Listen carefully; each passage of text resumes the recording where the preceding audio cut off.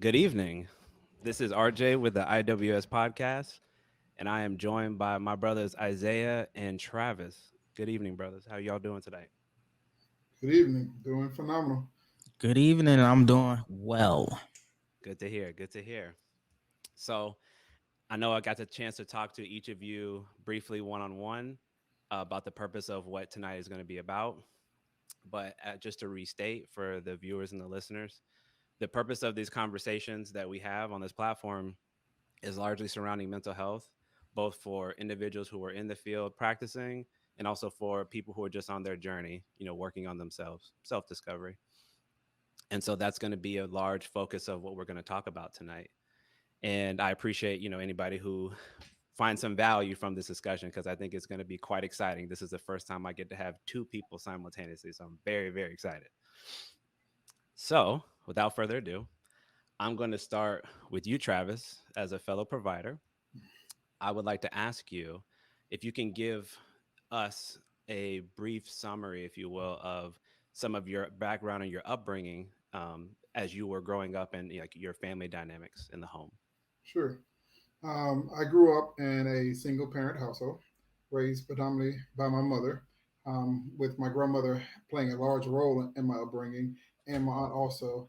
I grew up in a rural environment, so I grew up in a small city, small town called Thomaston, Georgia, which I love, but it has its own unique dynamic. It was a factory town that lost one of Mm, its major factories, and it changed the economic landscape of the community a lot.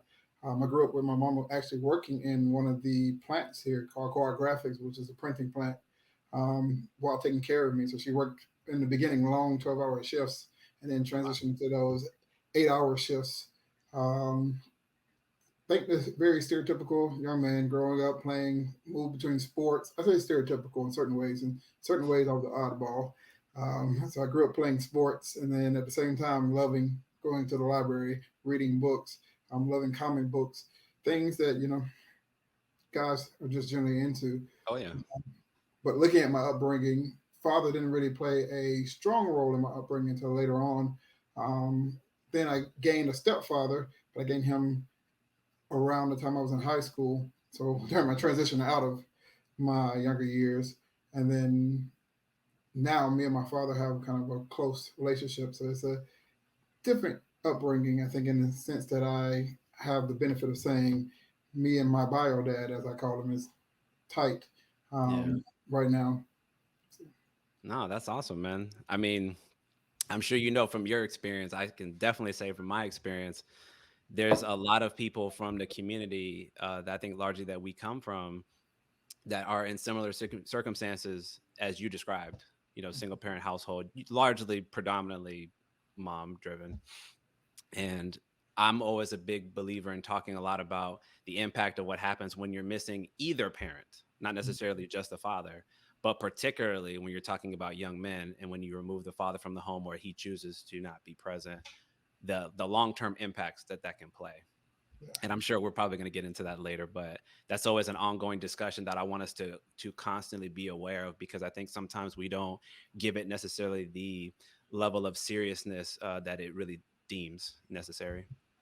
But to you, Isaiah, I would ask you the same question, sir. Can you give us a little bit about your upbringing, your background, sort of how you got here? How I got to this point? Well, I'm a military brat, so technically I'm from nowhere, but I landed in Gwinnett County, Georgia, Atlanta, for those that's not privy. Back in 2001, spent majority of my time there, so I guess I could claim it. Went into the military myself, oddly enough, ironically enough, about 4 years back. So that's majority of my story. Mm, I work in the IT/tech industry for the past about 5 or 6 years. And so my upbringing is my dad's kind of like an electrician technician. I'm not mm, gonna say I followed in his footsteps because uh I grew up in a household with both parents physically present, but one holistically present. So mm, I had this kind of like weird twisted thing where I grew up with a father in the household, feeling like I grew up without a father in the household. I think that plays its own weird psychological, like my psyche probably plays on me because I mm. had someone to look to, but has no one to go to in that Yes, matter. sir. And I don't know if it's whether it's good or but worse or not. Like the old, not to say it's a trope. It needs, like you said, it needs to be spoken of. But usually in African American communities, it's the father's out of the home. Yeah. But what if he's there, still not present? So that's of course affected me. But I'm a therapy attendee. I started therapy when I was in a marriage a few years ago, and then I decided to just go by myself. It was never weird or awkward. I went to therapy once as a very young child. My mom put me in therapy, thank God. So I think that kind of allowed me to seek it without any barriers or stigma, at least in my mind. And I'm an avid mental health advocate, so to speak. 2 years, I went strong for therapy, took a break, then went back into counseling, been going another year and some change. And so that is what brought me here. No, man, that's beautiful. First of all, shout out to your mom for putting you in therapy because of what you just said, not even being considered about the barriers or any type of resistance that you might feel in even participating. Um, but I got to touch on that, what you just said, man, because that, number one, I completely resonate with that. I grew up predominantly with my father. My mom passed away when I was really young. So it was just me, my dad, and my older sister. But to your point, and I usually use that term a lot actually when I'm talking to clients. I'm like, sometimes you have parents that are physically present but emotionally absent or unavailable, and that's exactly how I feel.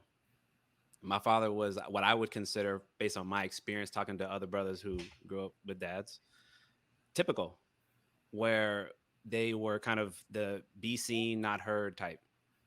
Do Mm. well, so I don't need to really talk to you. You know, I'm spending all my energy working hard trying to provide, and for me, I always gave him a lot of credit.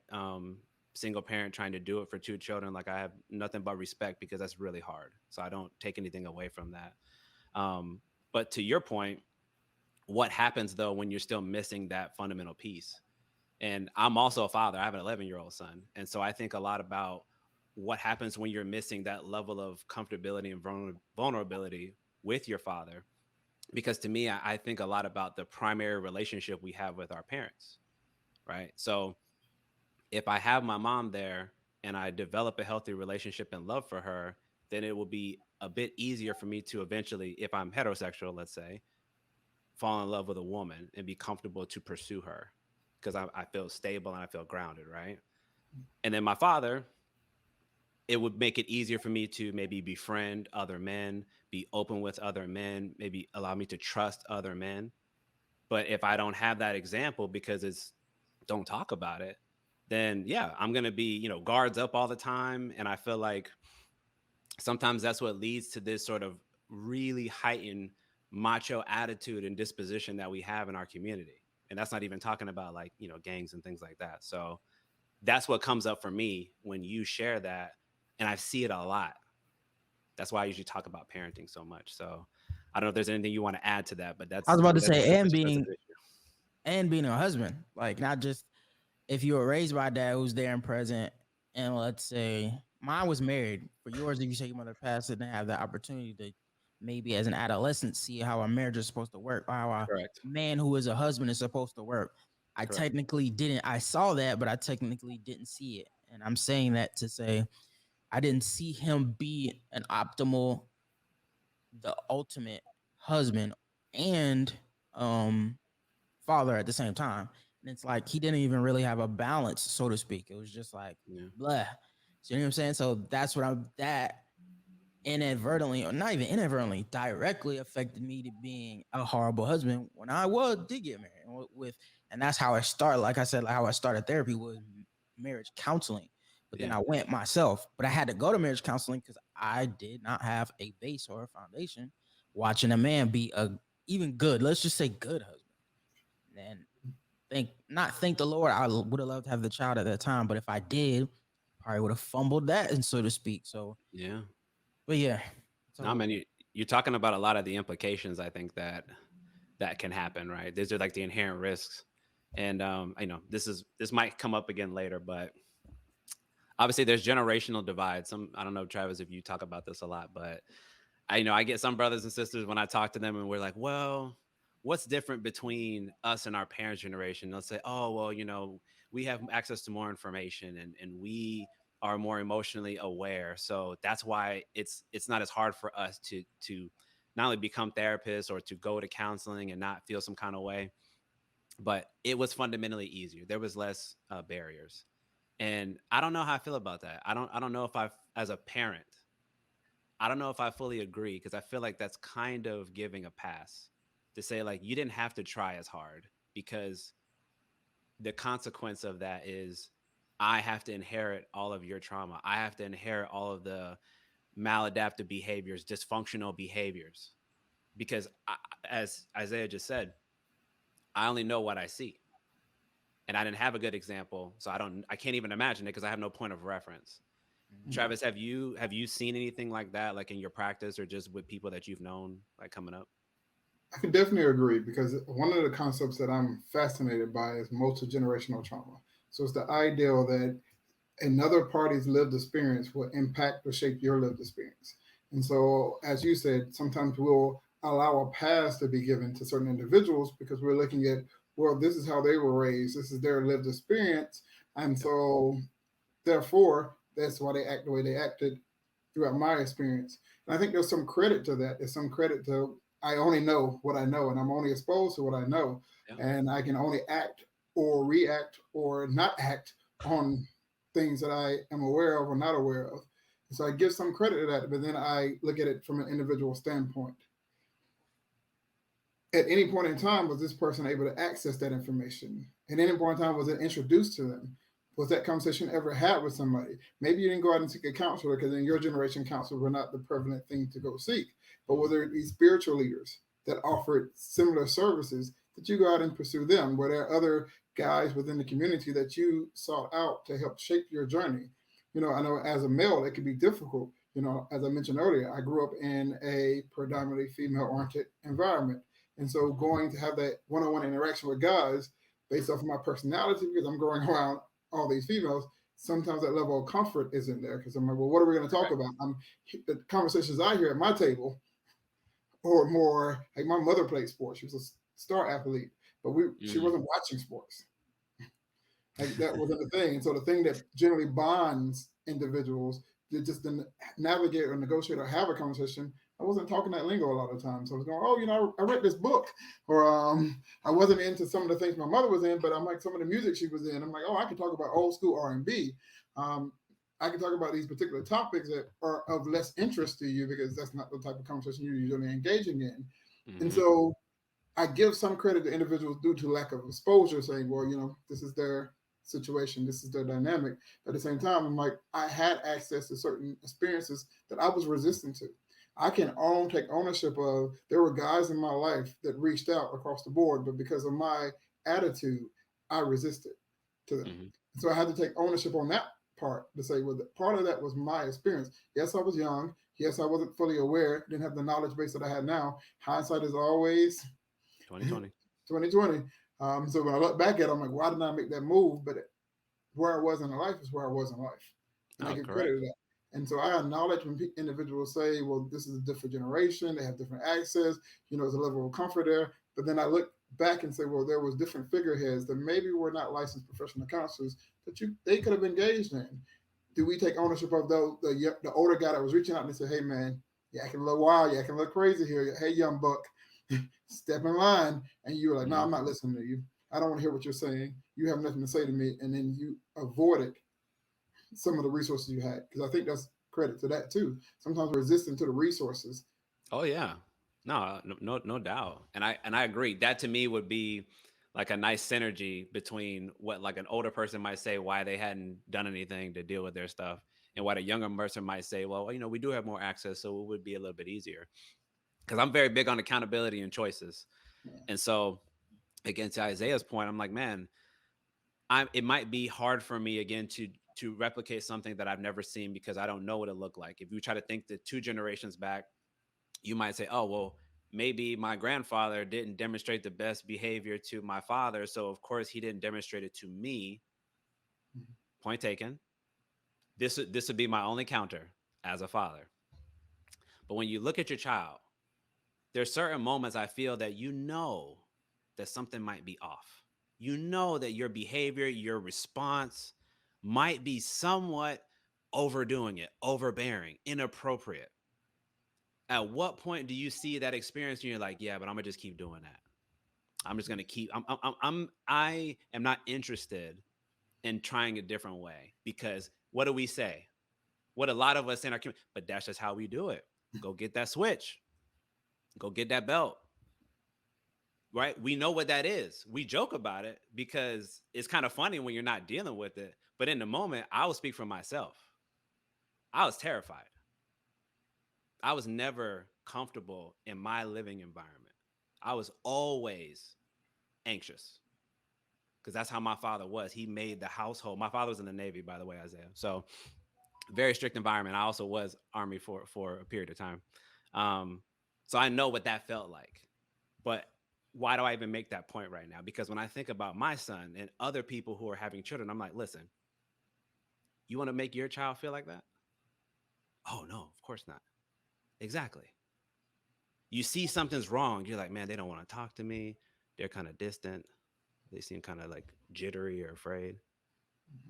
That's when you go talk to your faith leader then. You don't want to talk to a therapist? Go talk to your pastor. Go talk to your deacon. Go talk to your auntie. Go talk to somebody, but don't say, I didn't know any better. That's the only little bit of pushback I give because I think, of course, I want all of us to do this work and engage in it, right? To do a lot of repair work and unlearn certain bad behaviors maybe that we learned. But I also want us to have that accountability and say, yeah, we can say it was probably harder or a little more difficult to access, but let's not, completely wash it away and say, well, they did only the best that they could do. Because I do think there is a portion that there is an opportunity that maybe a little more could have been done. Because I'm always thinking about the next generation. How do we create less trauma, less stress, again, less negative behaviors, less attitudes? And those are some of the things that always come up for me. So I appreciate the feedback there. Um, I'm gonna go back to you, Travis. Again, you being one of the providers here. I'm always curious because I always want to know why we go into this field. So naturally, I want to ask you, what drove you to even want to pursue a career in mental health counseling? It's weird because I say, again, not a unique story because I think a lot of mental health professionals, when they go into our field, is because they've lived through something or experienced something that drives their desire to want to work in our field. Because surely, unless you're of a certain caliber, it's not the money initially. It is the No, it's not. ideal of this is what I want to do because I want to give back. I want to make a change or throw a pebble in that ocean somehow. And so Yeah. my story is very similar to a lot of other individual stories in the way of my best friend growing up was my grandmother, my maternal grandmother. I was up under her nonstop. It could be argued by many that I was not her favorite, but I was her favorite. People that would argue are only haters, and we don't deal with haters because I stayed near her nonstop. And she was just if I needed something, wanted something, if I wanted to get out of a whooping, I run to grandma. Hey, grandma, Yeah. mom's showing out now. You need to get her in line. And she's like, don't hit that baby. Don't do nothing to him. And I was like, safe, cleared. So I grew up around her, and I idolized her. I idolized everything she did. Um, the lady I grew up around was very spiritual, very caring, very nurturing, community oriented. Anybody could come around her, and she would be there for them. She would have something to say to them positive. I don't remember my grandmother ever being angry. But the other side of that is that she dealt with mental health concerns throughout my entire life. There were stories that was told to me of when I was a child where she was making me cereal and she had to feed me and she's making cereal, just grabbing random stuff out the cabinet and she gets to finally finds the cereal, start pouring water and start pouring water. Like, you got to eat, and being very driven by making me eat and not being fully aware in her mind. Back in the day, they used to say, she has nerve problems. Now, I have official diagnosis what that nerve problem actually meant. Right. But it's like, sometimes she's just off and you just kind of let her be off and then she comes back. And I grew up with it. And I grew up watching the impact of those in her life and how it changed her. I grew up, for her faith was the thing that carried her. Her spirituality, her Mm, connection with God, her connection with her faith was the thing that got her to the other side of her mental health concerns. But I yeah. also saw the impact of mental health professionals in her life. As I mentioned earlier, I'm from a small rural town. The access to mental health services was there, but not Hmm. very well spoken about. And then when you're going into those services, you very rarely find individuals that look like us in those services. And Yeah. so the quality and the level of care, the understanding of cultural dynamics was not always there for her. And so I saw her go through therapy and sometimes be impacted in a negative way by the psychiatrist or the therapist that was providing her treatment. I saw psychiatrists overprescribe her medication and it Mm, altered her mindset. As well as I saw some great therapists who, once she was in treatment with them, I saw some movement forward, some progress. And so my journey begins with her. I always joke. I said if I ever write a book, I'm like it probably be titled "The Journey from Woman to Man," and it would seem like it would be titled that way. And I'm like, okay, that's a weird title, but it's my journey start and my love for what I wanted to do started. It was cultivated by women, but then it transitioned to now what I want to do is to engage individuals similar from like me, other yeah. males, and be able to provide Yeah. them treatment and service. But it started with my love for her, and it maintained with my love for her. And so that's kind of the journey to the profession. Was that seeing Wow. it work, seeing the failure, seeing the plus, seeing the negative, and going, Yeah. I need to make a change. That's why I was driven to come back to my hometown and work because I wanted to give back to my particular community. And it was like, you're coming back to a small town after leaving and going to cities. I was in Atlanta. I was at Georgia State University. And then I went to Orlando, Florida. And so that was the ideal of coming back to a population that's not even half of the institutions I attended. It's kind of crazy. But I chose it because I wanted to be a positive influencer, a positive pebble in that ocean of mental health. Nah, I hear that, man. Shout out to you for having that. I don't want to say just that foresight, but that wisdom, man.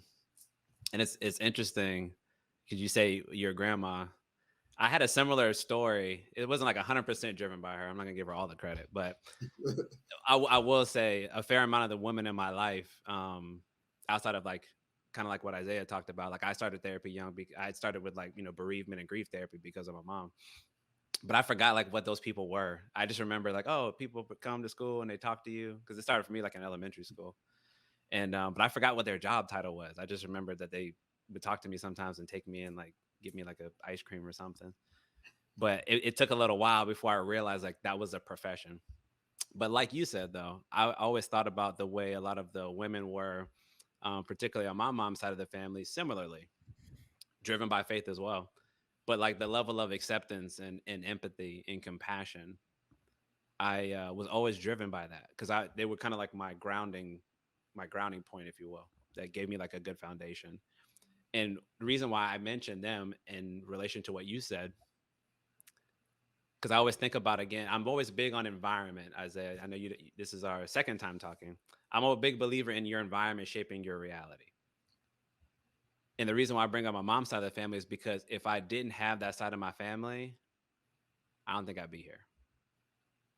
Not because my dad didn't keep me out of the street, because he did, but I had no coping skills whatsoever. I would have had no emotional language to describe how I was feeling or ever feel comfortable to share it.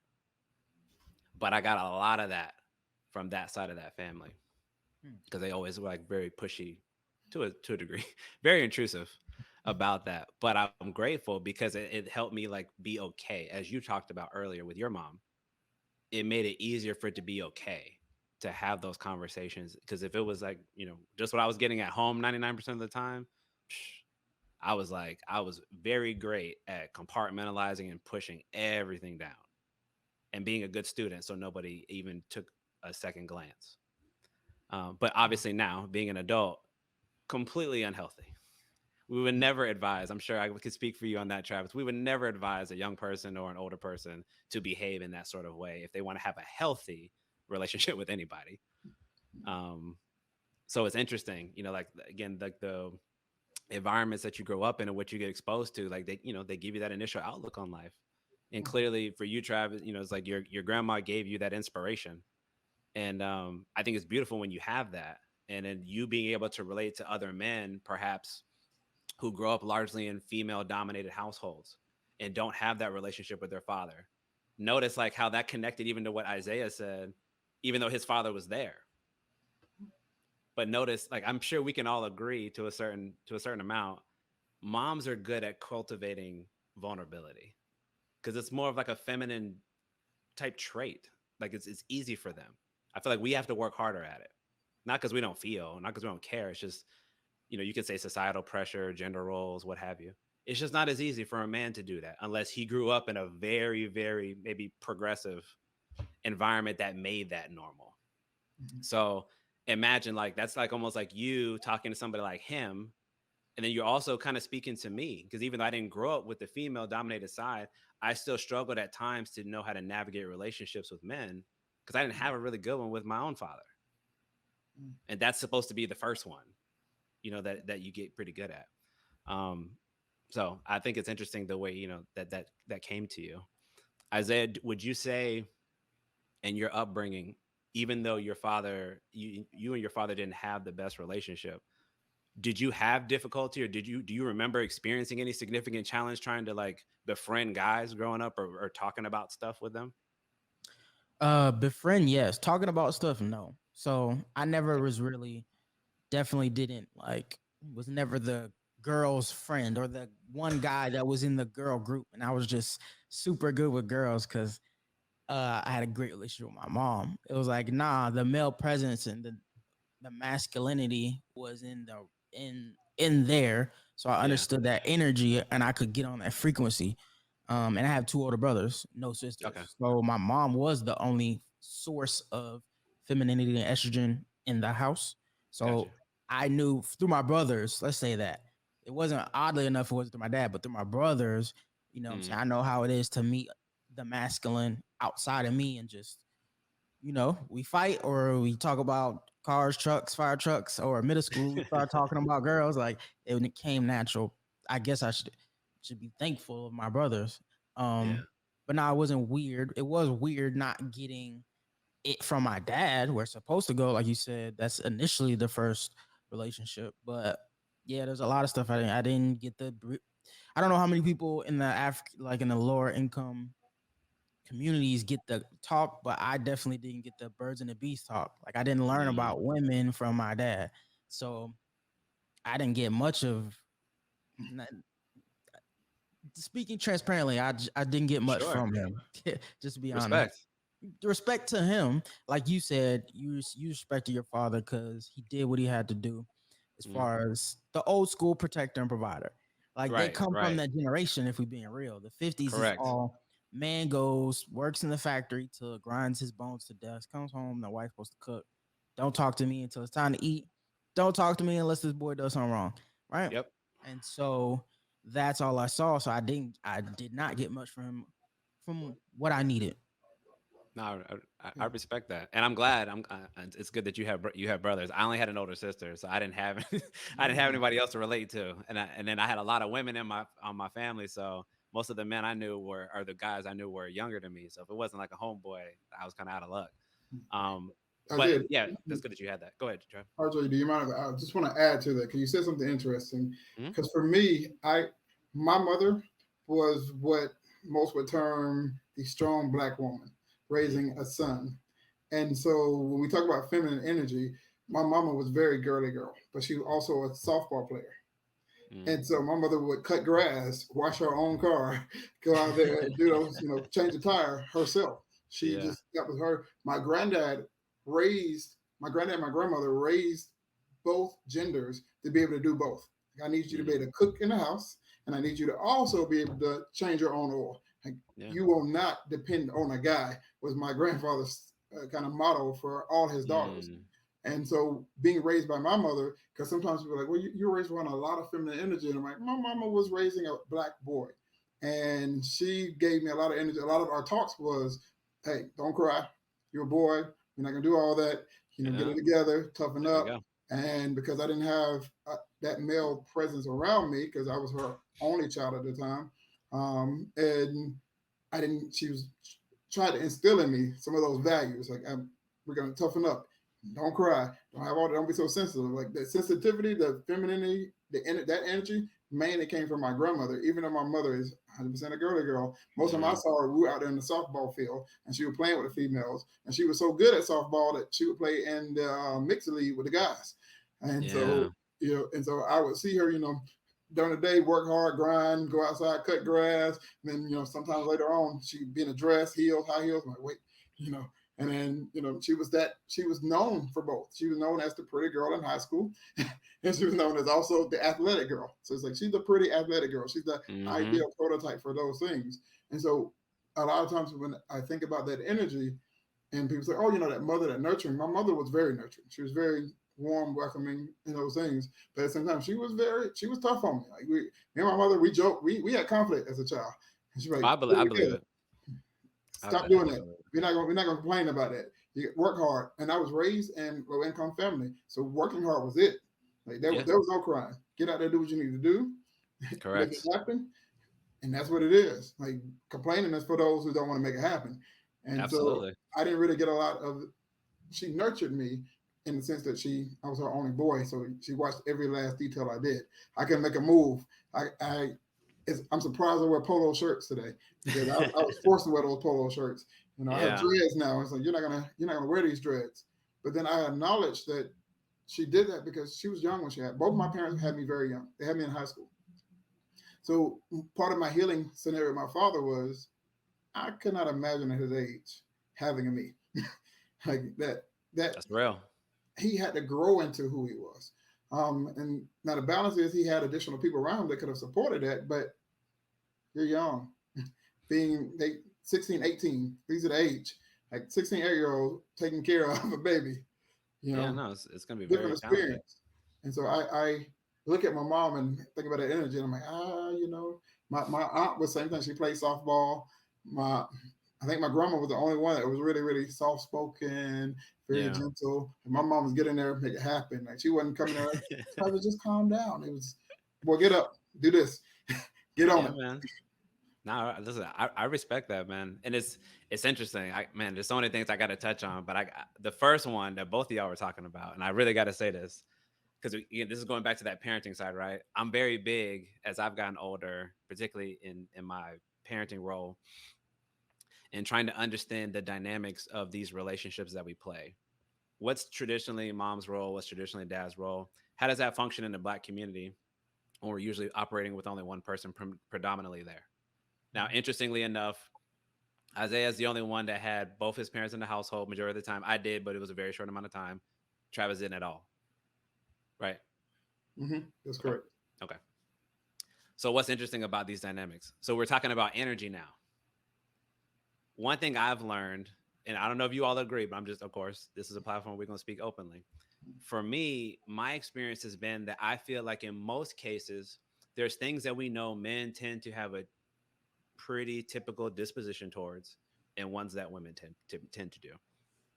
Women tend to be more of the nurturers, more of compassion, more of empathy. That doesn't mean we're not typecasting and saying every woman's like that. We're not saying they're not able to embrace other attributes. We're saying typically they tend to choose to embrace those type of attributes. It's just part of being a biological woman. And for men, we tend to be more of the providers, the disciplinarians, help provide structure and order, right? That just tends to be what we do. It doesn't mean every single man's like that. Of course, we're allowed to be sensitive and emotional and so on and so forth. But I bring that up because going back to the point about when it's parents in the household. So if I'm missing one of that, what happens? So in let's I'm gonna compare, I'll bring you in Isaiah in a minute. I'm gonna compare me and Travis. And I'm going to say for the most part, again, it was just mainly my dad. So I know my life is being dominated by a man being in the house. Travis, you would say you being dominated by a woman in the house. So what were some of the differences between us so far?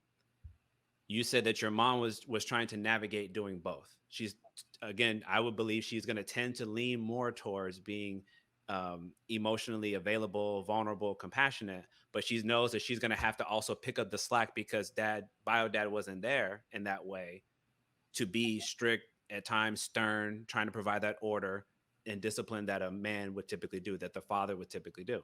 Mm-hmm. Right. And then on my side, I got all of that, and none of the compassion and the empathy and the warmth and the vulnerability. So I got an abundance of the stuff that men we do really good, but none of Mhm. the stuff that the mom usually would give you, right? So that either way, the point is it's imbalanced. Yeah. Why am I even making this point? Because this goes back to Isaiah. Because to me, you have to have both parents in every child's life, point blank, period. Because I talk about co-parenting a lot. I co-parent. And sometimes I'm working with a client, I'm working with a family, I'm working with a couple, and they're like, "Oh, I just cannot deal with his father. I cannot talk to his mother." And I'm like, listen, man, you don't get to say that. Because when that child has to grow up, when you don't work with them and you remove that person from their life, you have no idea what hardship you're creating for them. You don't even realize it yet because it's not going to manifest yet. But I'm telling you, based on my lived experience, Travis, even what you just said, Isaiah, even what you just said, and all the clients that I've worked with that I've had to have these conversations with, like, you need to understand, we have roles for a reason.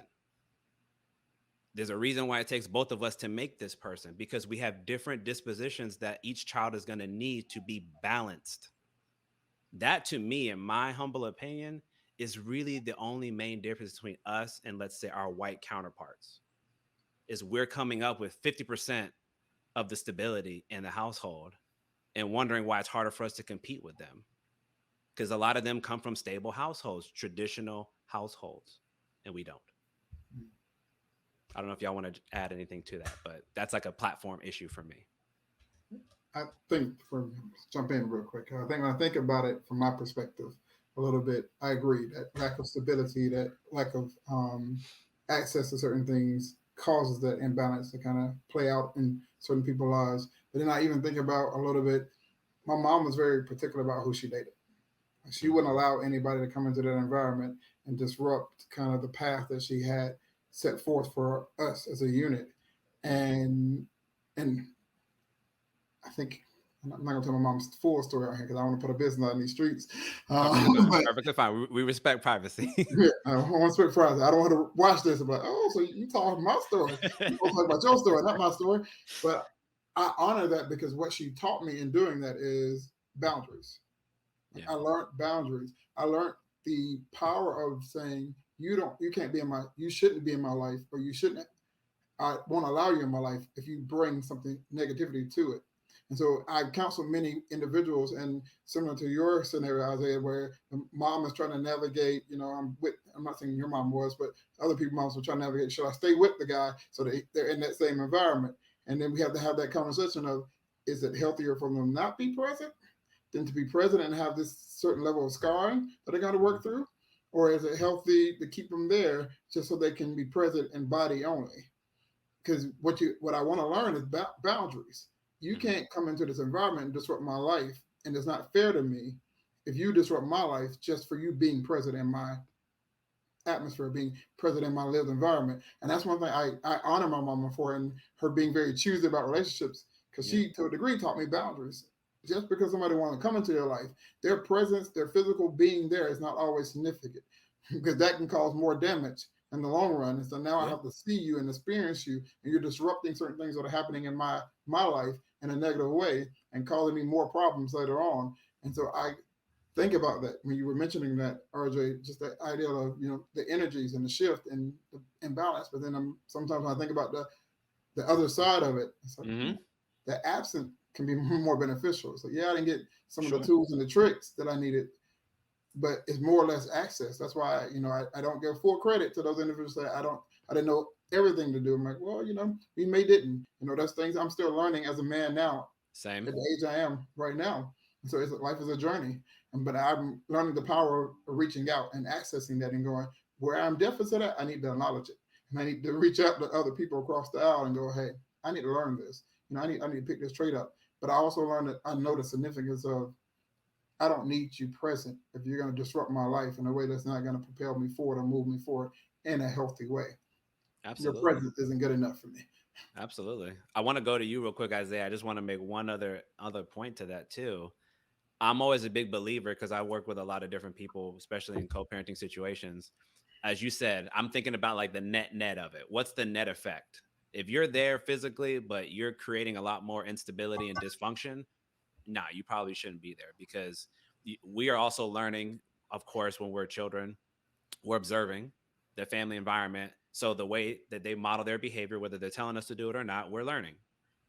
And if I'm learning, like for example, not saying none of y'all went through this, but just for the sake of an example, it's an abusive environment. I'm seeing my mom slap my dad every day, or my dad punch my mom in the face every day. You better believe you're learning that that's okay. Whether you agree that it's okay or not, that's not the point. The point is that you learned that it was okay because you saw it for an extended period of time. So it becomes part of your normal perception, right? If that kind of behavior is going on, or it's just um, highly hostile, where we don't even communicate well. There's a lot of screaming, a lot of arguing, and then the children might get neglected, things like that. I agree. I don't advise people to stay in the same home just for the sake of children. That's like the argument to stay married because of children. I don't necessarily agree with that. But what I do say, because I talk about more from the co-parenting perspective, do not give me a reason why you cannot find a way to work with this person. If you need to be out of the house, fine.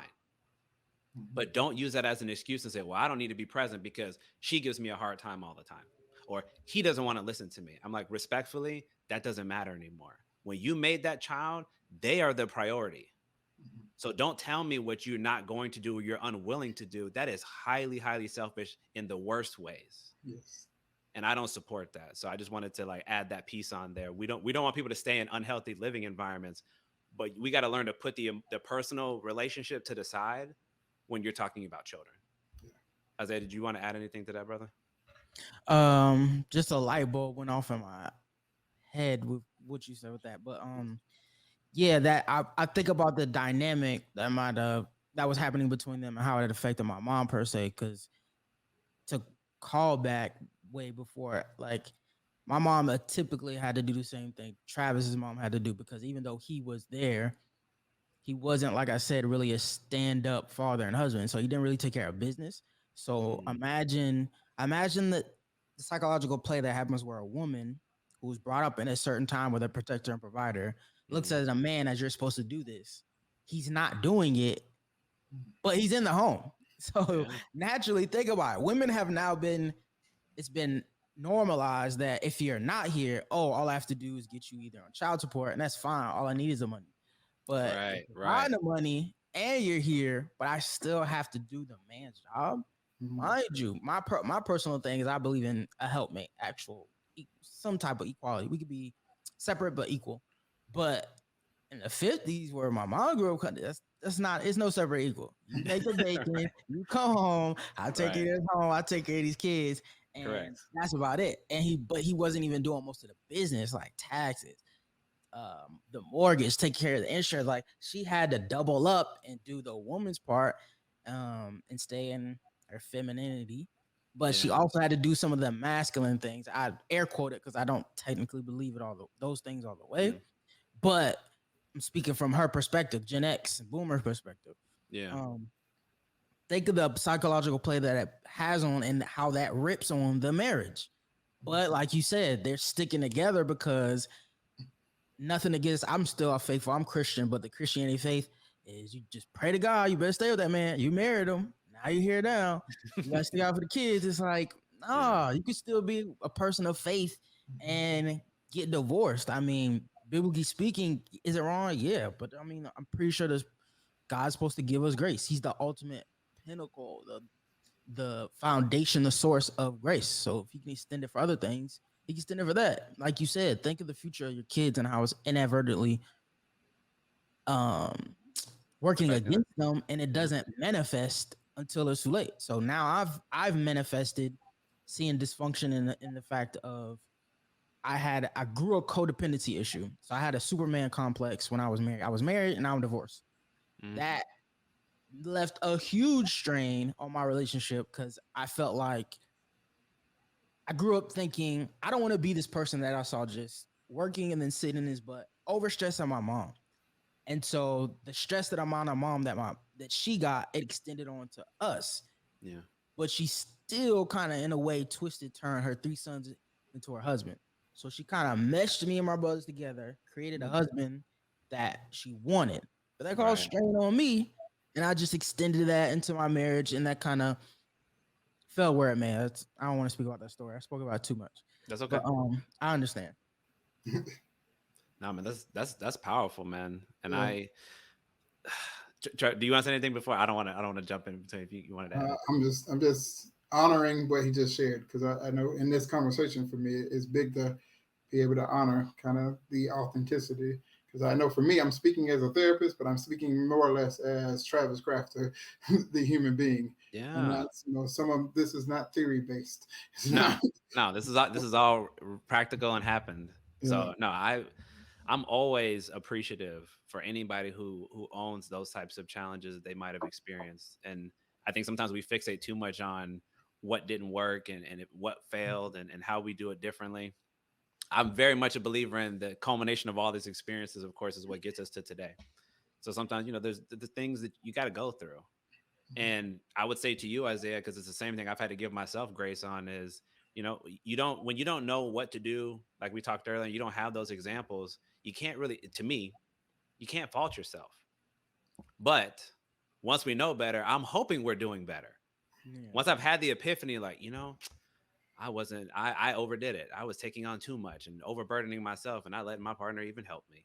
Or some things I've had to struggle with dealing with being more open, learning to be more expressive and vulnerable because I didn't grow up in that type of environment. It was keep everything inside. And it took me a really long time. And I still have challenges at times with regularly doing that, but I try. I'm very conscious and actively doing that.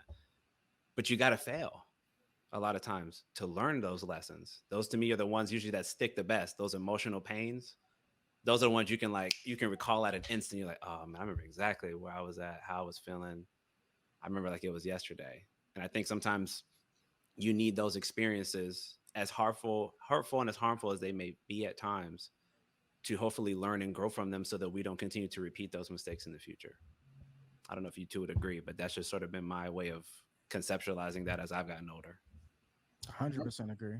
Yeah, I'm there because I definitely believe in. I'm a confrontation dude, and so a lot of times when people say I need to avoid confrontation, I'm like, nah, confrontation is a growing period. Anything that grows has to go through some type of level of resistance, and so that Yes. resistance will either build you, shape you, or bend you towards a certain direction. And so I do acknowledge the benefit of pain as well as joy. I'm an all around emotion person. It's funny because I'm like, I love emotion. That's one thing when people see me, I'm like, the first thing I tell them, I hate to tell you, you're sitting in front of a guy that loves emotions. I embrace them. I mean, Right. all of them, from the pain to the happiness to the joy to the discontent to the other ones, full range. So Hmm. I acknowledge the impact and significance of emotions and all of them, not just some of them, not just the good. Now that's beautiful hearing you say that too, because I think it's natural to only lean into the positive stuff, and of course want to gloss over and drive very quickly by the negative stuff. But I've learned, even in my own experience, and I'm going to touch on this in a little while. Grief and loss and just general hardship that a lot of people I'm sure are experiencing right now, to not shy away from them and really allow yourself to sit in them, because that's where a lot of real growth and learning is going to happen. But if we are too afraid or too preoccupied, there's a lot of good learning that we'll miss because you're just like, I just want to get to feeling better again. Can you help me do that? Nah, man. To get you to where you want to be, we got to sit in that for a little while, and it's okay.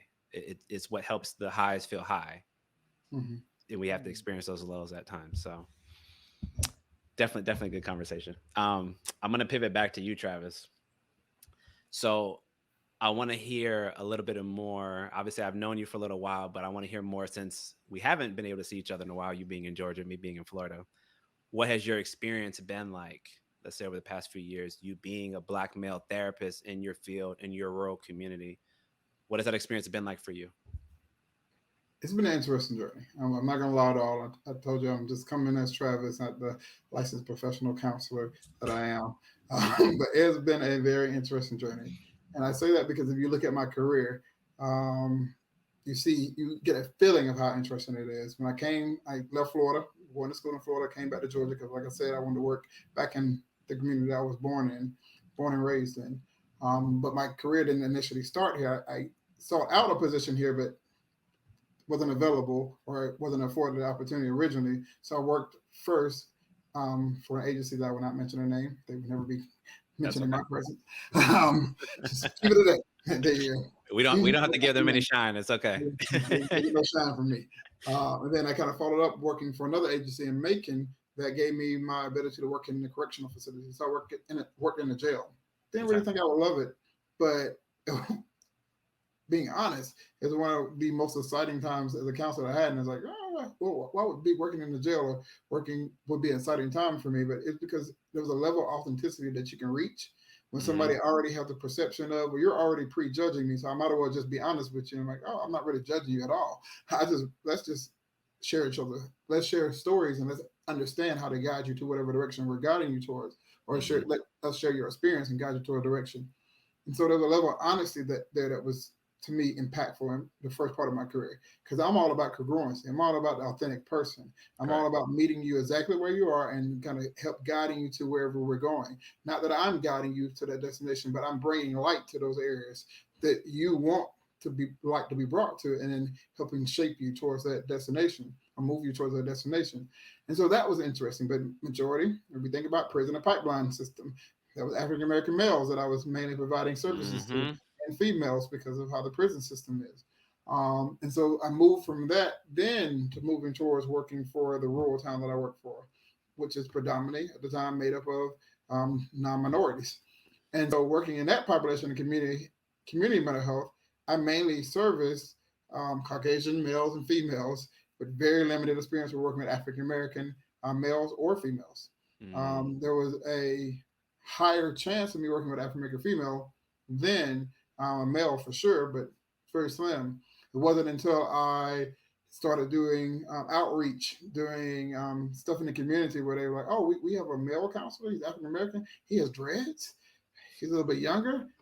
Wait a minute, what's going on here? To start Yeah. talking about mental health. He's going out talking about mental health, making it a normal in a conversation that I started to see an influx in African Americans as a whole and males.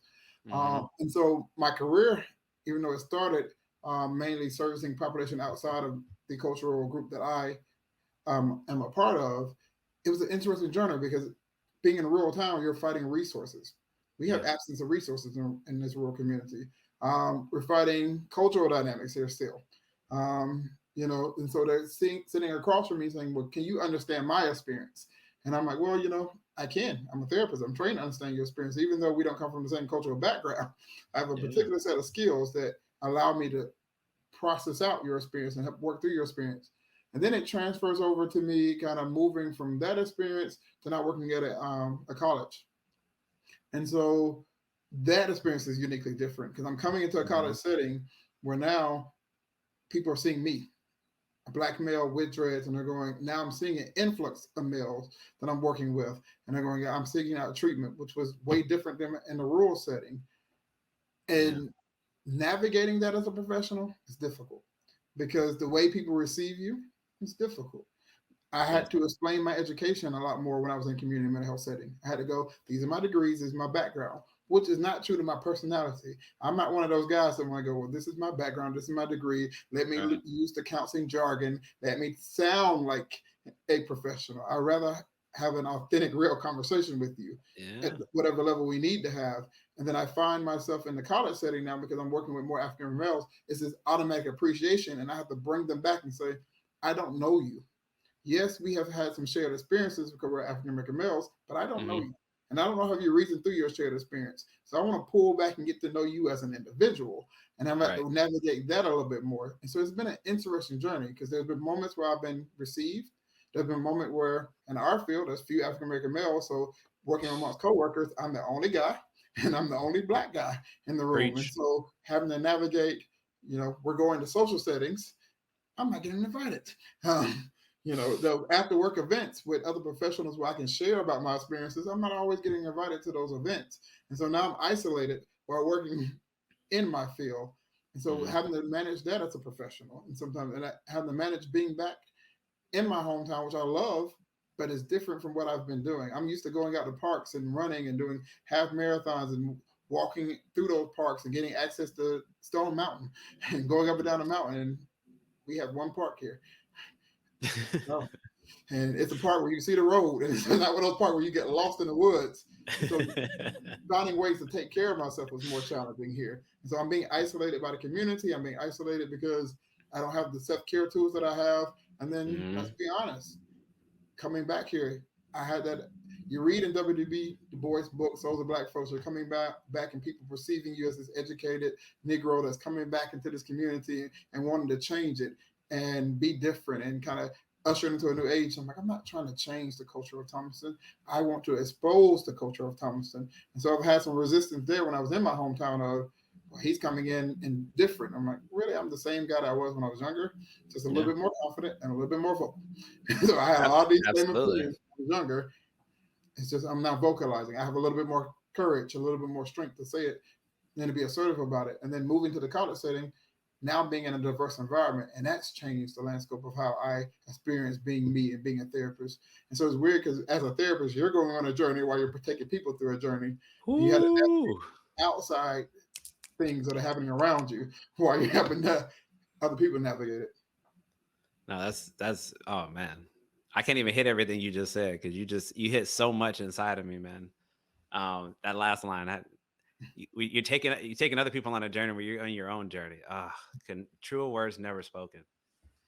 I think about to your point, like even listening to your journey, right, and what you just described, you went from like seems like lack of acceptance really in the communities that you were trying to serve, and maybe let's say maybe a little more homogeneous. Would you say?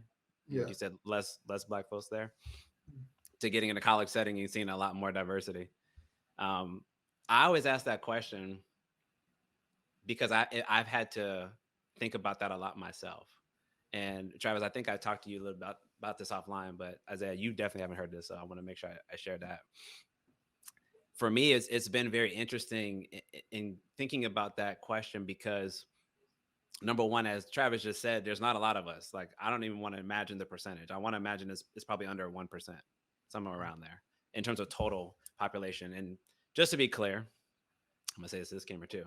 This is nothing against our white brothers and sisters out there or anybody else that does this work. But representation does matter. Like we just have to say that. So if we're this tiny, tiny percentage of that group, and we know that our community historically doesn't reach out for services, in my mind, I didn't really feel like I was going to exclusively working with our community or I was going to spend a lot of attention in our community because I just thought maybe they're not going to really care as much. So I'm probably going to end up doing the work that a lot of our colleagues might do. And I'm kind of pivoting to my next question, but I just got to say it because you brought up so much. Everything for me changed summer 2020 with George Floyd. That's when my eyes opened because I saw so many brothers and sisters who started reaching out directly and saying a lot of things about, I need to see somebody who, no, you don't know me. No, we're not a monolith, but you can understand a little bit about my lived experience because we might have that in common. And there's a little bit less I have to explain, which makes me feel a little more comfortable to want to engage with somebody like you. And that was extremely, talking about going on the journey, extremely empowering to me because I never thought I was going to be, in that sense, I felt a bit uplifted, extremely validated that, oh no, we want you. So I was like, okay, so I need to pay more attention. And that's what really helped me start to really, even to get to this point to talking to you brothers tonight, that's what helped me get there. But it wasn't always like that because I didn't see that influx of people and we're all taking it seriously. And, people are specifically starting to look for you and appreciating you and your unique outlook and the fact that you came from that community. So there's something you want to offer. And so that's a huge reason why I ask those questions, because I hope that more people, as whomever may watch or listen, if they're interested, would seriously consider doing it because there is nowhere near enough of us. And there's a lot of work to be done. So I really appreciate you, Travis, for sharing that. And I hope that, other people who, again, are interested might consider doing this type of work because it's very necessary. To you, Isaiah, though, I know we talked a little bit offline, and number one, confidentiality is important. So do not feel any pressure at all. But I know we talked a little bit offline about you having had some of your own experience in therapy before. And I was wondering if there was anything that you would share or feel comfortable sharing about how that experience was for you, or any insight or growth you've taken from your time in therapy, whether it was recently or years past. Yeah, I mean, therapy has not shaping, it's I believe it has reshaping me. I think it's remolded me. I think it's the brain itself is malleable. It can be, but people can get set in their ways. But I think the freedom of, and I'll take it back to my mother. I don't know whether she was progressive herself or she was just so distraught in her situation of not getting help and Mm, support. She was just like, I got to do something. And I think somebody around her was like, you've been to therapy. But I remember as a kid coming in and doing the whole coming in the room, sitting on the couch. I think I've heard white people before call it say the couch. I could just remember I could just remember that idea. And I was like, I was that kid. I remember a lot of 90s movies where it's that kid and you're playing puzzles. And it's kind of like, I forget some other therapists talked about it, but you do the therapy work through keeping the kid kind of distracted and just talking to them. I was like, that was me. And I don't know, inadvertently, that like I said, led me to therapy. But mm, once I did get there, it kind of reshaped me. I rethink a lot of things. It's affected. I don't want to. Let me say it is 100% positive. Let me say that 100% okay. positive. I would, if I had to do life over again, I would have went to therapy sooner, way much sooner. Trust and believe me. It's made, and I choose decisions. I make decisions better. I choose the people around me better, so to speak. It's everything has to comes from a standpoint and a lens of, I guess I'm gonna just say, mental health, right? Mhm. Is this poisonous or not? Is this person self-aware? Is this person a harm to themselves and inadvertently a harm to me? And do they not know it? And do I know my boundaries? That's something I learned in Hmm. therapy for sure. I read the book Boundaries. I suggest, I'm not a professional, but I suggest the book to anyone. um, yeah, but I learned those boundaries and learned that through therapy. So I try my best. I was one of the people, like, I think it was a year in, I wasn't one of the my therapist babies. Well, my therapist said this, my therapist said that. The therapy doesn't say this. And I was just like, I think that's a growing pain. Hopefully nobody watching knows, like, you might be that person, you might not, but that's a growing pain. All right. It's kind of like Sure. going to school for psychology, delusions of grandeur. I kind of look at it like that. It's like you're gonna have this new the lens you look through had been cloudy, and Hmm. someone just took alcohol wipes, and now you can see, and now you're like, oh wait, y'all probably shouldn't be doing that, or no, you probably shouldn't think that way. I had to go through that, and that was a social kind of. I felt myself becoming a social pariah because people who don't understand the language, the verbiage of mental health, it sounds Hmm. like Japanese to them, but it sounds like you're preaching. And that has to do something with the black community. It's like I think we go to church so much and hear someone like preaching, you probably don't want to hear it nowhere else. Mm. It's like you gotta have a conversation more than you preaching. And so Correct. I'm learning that through going through therapy too, in my own works, and whether or not I'm on a show or I'm out at a mixer with a co-ed mixer or not. It's like put the medicine in the candy. I'm learning that through therapy, right? I'm learning so much about myself. I'm learning so much about not other people, but how to interact with other people and how to. I'm learning from my coping mechanisms.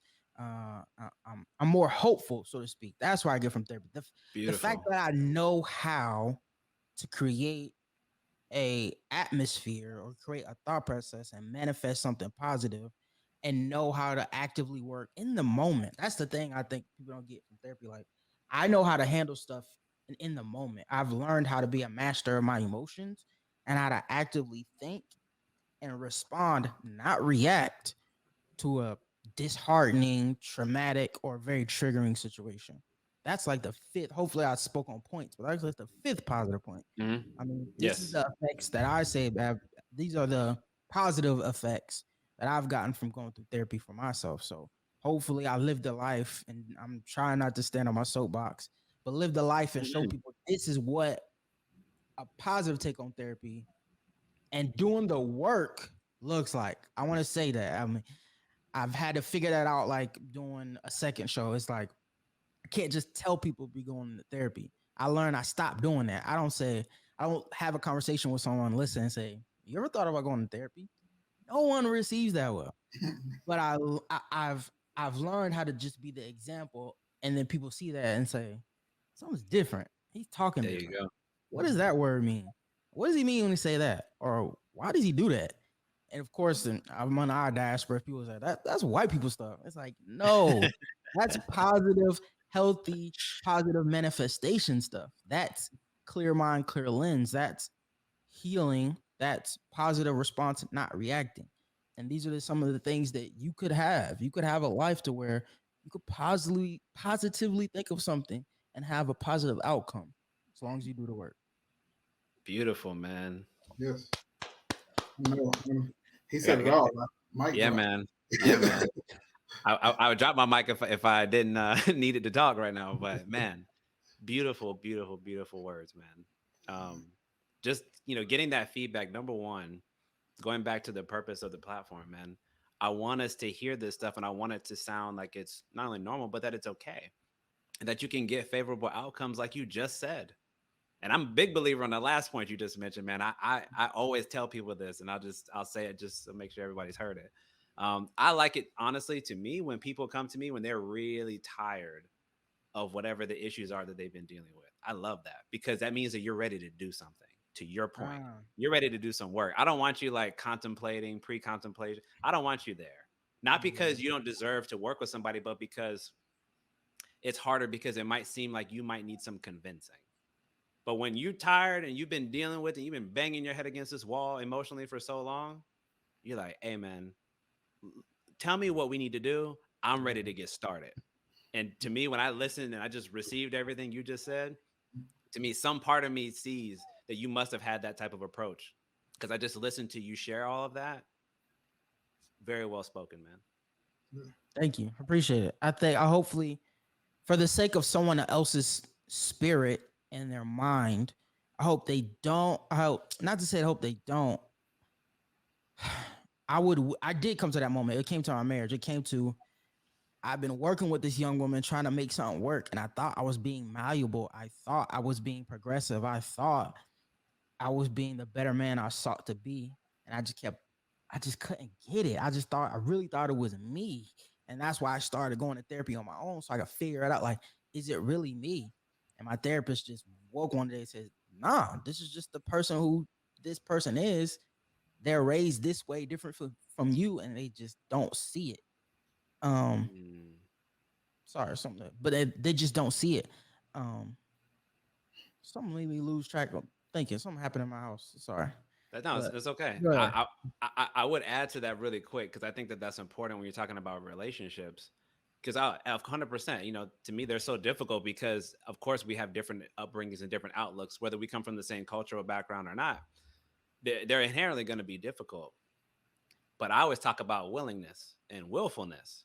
So the same way you took it upon yourself, which again, salute to you for doing that, going to go get some individual therapy after couples counseling, and maybe you felt some type of way that you weren't getting the outcome that you wanted, because we don't always do that. Yeah, But to your point though, and Travis, I hope you would agree with me here. It don't matter how bad you want it. It don't matter how much you want them to change. They change when they're ready to, and you can't put that in them. Yeah, Travis, I would you 100%, disagree? 100% agree. I always, one thing I talk about in therapy is locus of control. And I always go, what is our locus of control? There are things within your control and there are things outside of your control. What we like to play with, or the playground we like to play in, a lot of times, all those things outside of our control. So all you can do is work within the context or work within the confines of what you can control. You have to begin to accept those things in order to allow those other things to move away or kind of acknowledge them for what they are. Sometimes people are not bad people. Sometimes it's just outside of your control because of their behavioral structure, their belief system, their value system. You just have to acknowledge for what it is and go, well, this is my belief system. This is how this is. And so I agree 100% with you. No, that's beautiful, man. And I like the way you kind of broke that down too, for anybody who might have not been familiar with the jargon. Um, but I really believe in that. I talk a lot about radical acceptance too, and to me, those are the hardest things. What you're describing, that's the hardest stuff to do, man. So you're telling me this thing that I really care about, this person that I really care about, whether they're romantic, whoever, I can't do nothing, man. Are you sure? Like maybe I didn't tell them. I know I said it like 5 times. Maybe I need to say it like 15 more times. Are you sure they really understand it? Sir, it's not within your ability to manipulate that person into seeing things from your perspective or to recognize something that they can't see. It's always easier when you're on the outside to see somebody else's stuff. The hard part is pulling the mirror up and being like, hey, did you notice that you do this a lot? And then Listen, not only seeing it, but then accepting that that might be true, right? I say that one a lot. I'm gonna say this one last point, and then I'm gonna let you jump in. This is a platform thing, so forgive me. I have to say this. I always say we have to always budget room in any conversation dealing with any person that we could be wrong. And the reason why I say that is because if you're willing to do that, you're willing to hear outside perspective and it's easier to come to resolution because you're not stuck in seeing everything your own way. And I really, really hope, because of what both of you just said, that that sinks into somebody's mind. But Isaiah, go ahead. nah, I had that realization. So that is when I talk about. I'm trying not to talk about it, but it's much of my story and it's where my therapy journey starts. So I don't reference this time with this young lady in my marriage just because I'm like, maybe I am bitter. Maybe I am. That's the one thing. I've already had the mirror up, so I'm fine. Am I bitter? Am I jaded? Maybe. I've been in therapy 2 years post that, so I don't think so. But anyway, um, the realization of thinking that this person really doesn't get it, and the thought of not just a loved one but romantically is different because you have physical relations and you're sitting here thinking like, we doing all this, we done did this, we done did that, we done did what we wasn't supposed to do. If you're religious, we done did this and that many times before you got married. So you sitting here and telling me we haven't made a bond so great that you couldn't for not just me, us, both of us, the union, this new being that we created when we got married, for Yeah. that and us separately. You can't just break down on yourself and say, what am I doing? That's all I could, that's all I ever could want.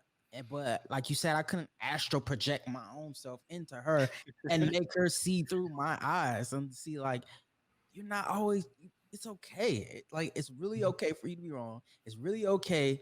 And I'm not gonna beat on you, but it's really okay for you to sit in that room with this person and be like, okay, what's wrong with me? But it just nature, that I think of nature versus nurture, right? She grew up somewhere in her own dynamic around her own people where it was just normalized. That's it. What am I going to do about it? Well, who am I to come and tell a person that's been something that's working their entire life to tell them they're wrong? That's like you going to Superman's world and saying, "Hey, man, why are you guys all flying around here? You're supposed to be walking." Oh, look at you! Like, what are you talking about, my guy? No, that's What? hey, that's so real what you said, man. And it's true. You can't put those thoughts in their mind. Now, as a therapist, if I was going to take that from a therapy side, I would of course challenge and say, like, are you sure it's working? Right? Because you guys had a Mm. relationship, right? So I could have a little wiggle room to push it back and say, are you sure? What's your husband say? Because if he's not Ah, satisfied, then it's not working. Because a relationship takes two. He got to also agree. It's not just from your perspective. That's a dictatorship. We don't support that. But as you're saying, your point though, sometimes it takes people, and do I know this from personal experience too? Sometimes you got to go through significant challenge and hardship to wake up. And I personally think for a lot of men, I will say this, not because there's something wrong with us, not because we're broken or anything like that.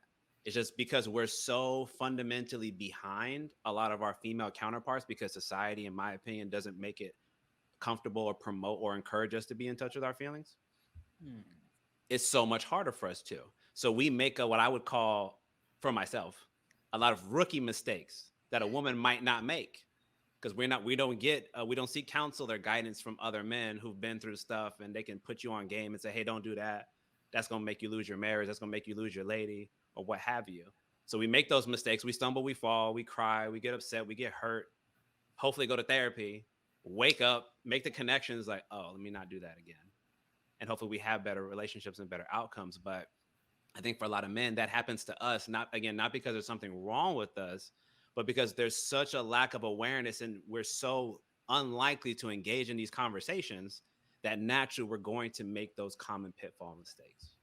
Yeah, I, I have to jump in on this with you, please, Isaiah. You please. started speaking to my soul a little bit because for me, I love the realness, authenticity that comes along with when a person say, maybe I'm here, maybe I'm not here, I don't know. Let me just explore it because I must speak therapy mumbo jumbo just for 5 seconds again.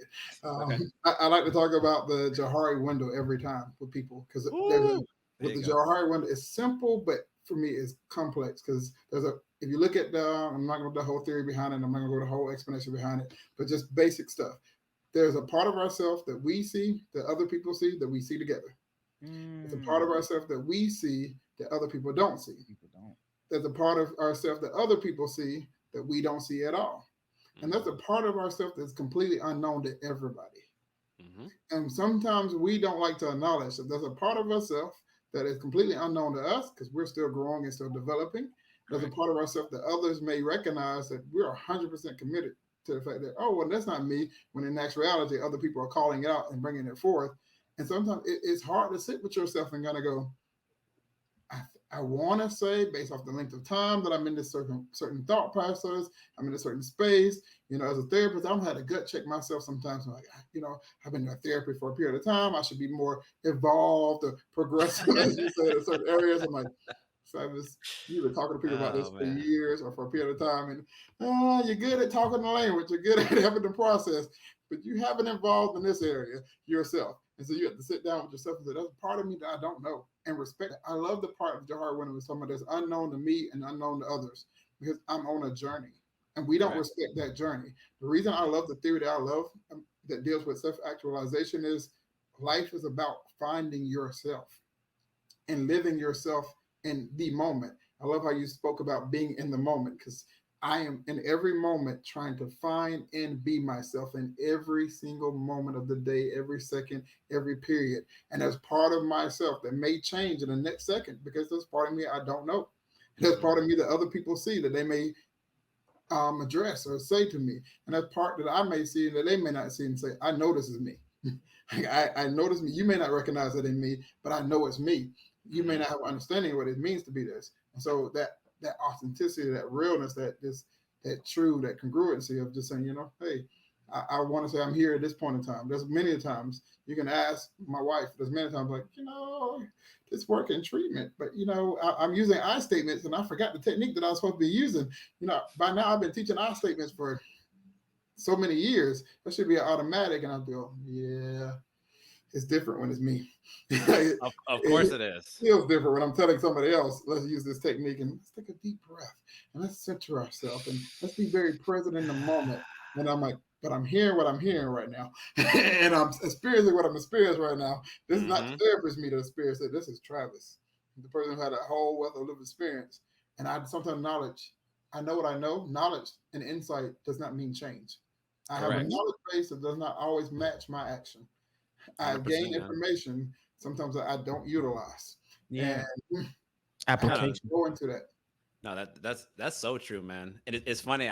I usually have like a expression about that too, in terms of there's a lot of things that like you can cognitively understand something's going to happen. I usually use kind of like a more extreme example, like let's say you know that you have like a loved one who is ill.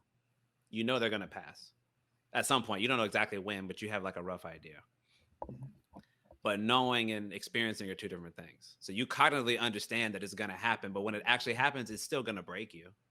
You're still going to experience this rush of emotion of probably extreme sorrow and pain, depending on your relationship to them. But you knew ahead of time, you were preparing yourself, right?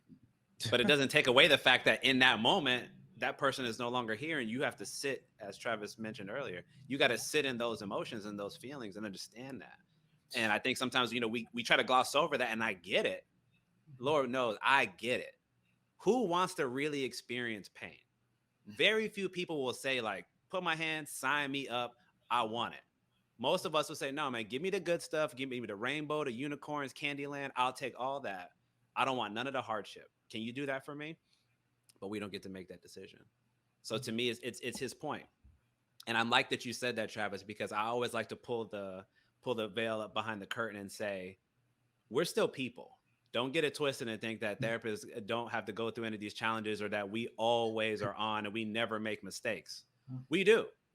It's just we usually are a little more aware and we try to catch ourselves before things get too far gone.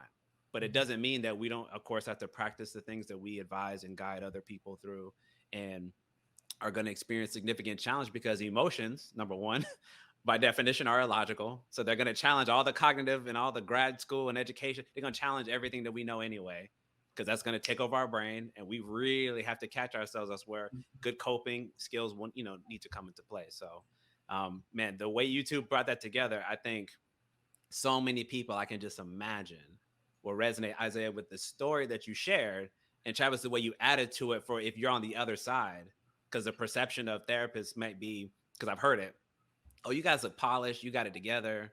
I'm sure you ain't going through nothing serious. Like, far from it, brother. Yeah, you spoke about the George Floyd scenario. I distinctly remember sitting in that moment and being a therapist. And I'm all about unconditional positive regard, being congruent, not bringing any outside thing in my life experience in this therapy session. But I was sitting across people that was, in their reaction to what was happening, they're calling me the N word. And I'm being unconditional, I'm processing out. But then I would leave that therapy session and then it would come back to me that, wow, I just had an hour long experience with somebody where they're responding to me in a negative way based off of what's happening in the world and what's happening in the discussions that are happening in their home. And I was with them, I was processing, I was understanding, I was processing. I'm not trying to convince you that it's a negative word in that moment. It's not my goal. But I denied myself. And then when I came back to myself, I had to sit with, wow, like I'm going through this while hearing this language being said towards me or said in general ways about people that I would care about. Because I remember the George Floyd, and I remember the car where the guy ran through the individuals with a car, and I'm like, yeah, and people talking about it and going like, oh yeah, he should have. I'm like, and they're saying that he should have because of the color, the race, um, the ethnicity of those individuals. I'm like, wow. And I have a healthy, unhealthy ability. I'm gonna tell one of my secrets. And so if one of my clients ever hear this, they're learning one of my secrets. I hate to say it aloud. Don't give all your tricks. I can't give them all away, but I'm gonna give this away. Because I value individual lived experience, I completely detach myself sometimes from the situation. I am so in tune with trying to understand the person's emotions, their thoughts, their feelings, their perspectives, that I completely almost denounce mine. And then I will leave a space and feel everything that I felt, that I should have felt in that space later on. Okay. And I'm like, darn, that was heavy. I didn't even know it was heavy when I was sitting there because I'm so locked in that in, processing state, locked into what they're saying, that I didn't process out how it was impacting me because it didn't really matter to me in therapy. It mattered what they were processing. Again, I want you to be authentic self, no matter what that is. Your authentic self does not have to be congruent with me at all. Don't care. But it has weight to it. And so sitting in those spaces sometimes and having to go, I'm human, and come out of those spaces and say, oh, darn, I'm human.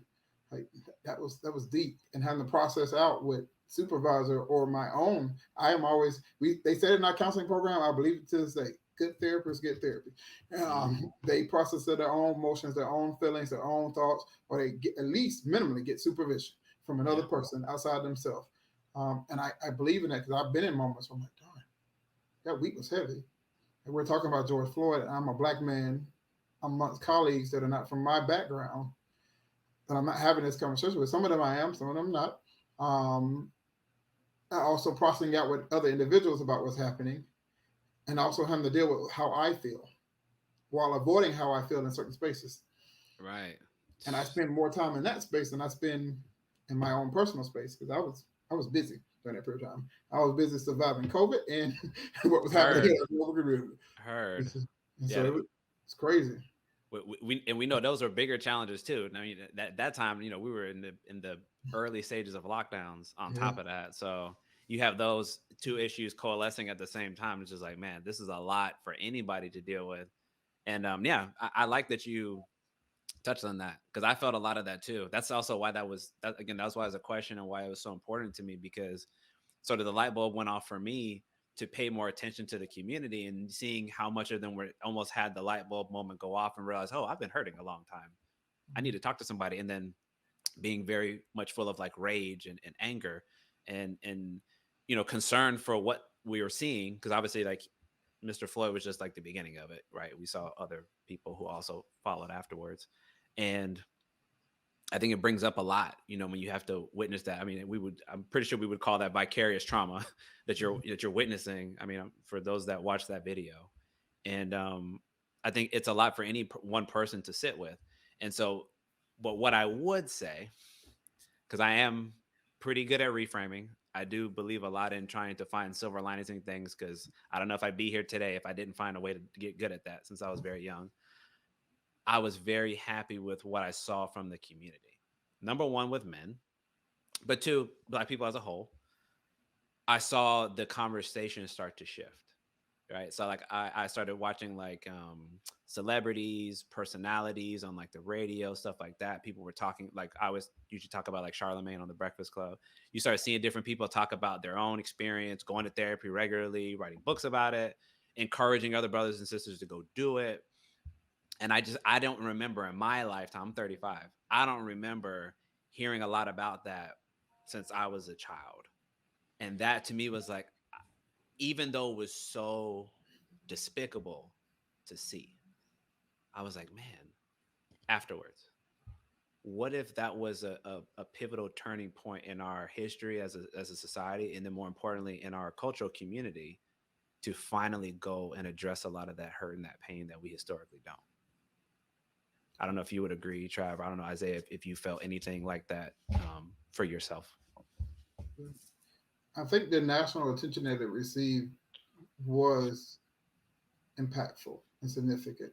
As we know, like you said, there were several incidents after and several incidents prior to that occurred that were not acknowledged. And so the fact that that acknowledgement that this space was producing a certain level of reaction from parties within our culture and outside of our culture was a Yeah. significant shift in the dialogue and the conversation I was having, because you can't move anything forward if both parties are not willing to dialogue and have a conversation. And I'm not saying right now that all the dialogue is finished and that Correct. everything has resulted in a progressive, happy, good state, but to begin to have those conversations, like you said, and see that shift in the culture, to see the shift in I need to take care of myself. This was traumatizing to begin to shift, and we have to acknowledge the feelings and the thoughts of other people was significant. And so I agree with you in that regard that I that conversation and having those conversations and the increasing conversations that have came out of that and other incidents have created a ground where we can start doing work and putting action, as Isaiah said, to thought. Yes. Isaiah, anything you want to add to that, brother? I just thought of when that happened, it did bring me into action. Like we spoke offline, he was probably number 12 or 13 of the publicized murder and or assassination Mm-hmm. of an African American individual in this country. Um, for some reason it was his that sparked me into action to do something. But my thought, coincidentally enough, was more of the micro. It was about not the conversation and nothing against. I am not, but take a PC term. I am not any type of racist, xenophobist, or prejudice of any matter. But for some reason, and I didn't watch the video. I was deep into my second year therapy, and I knew I couldn't watch that because as a black man, I could not. I couldn't even watch what's the Netflix When They See Us.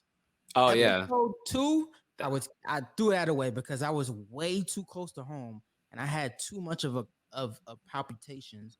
I probably could have had a real panic attack of watching when Yeah. I can't even remember some of their name because I didn't watch it.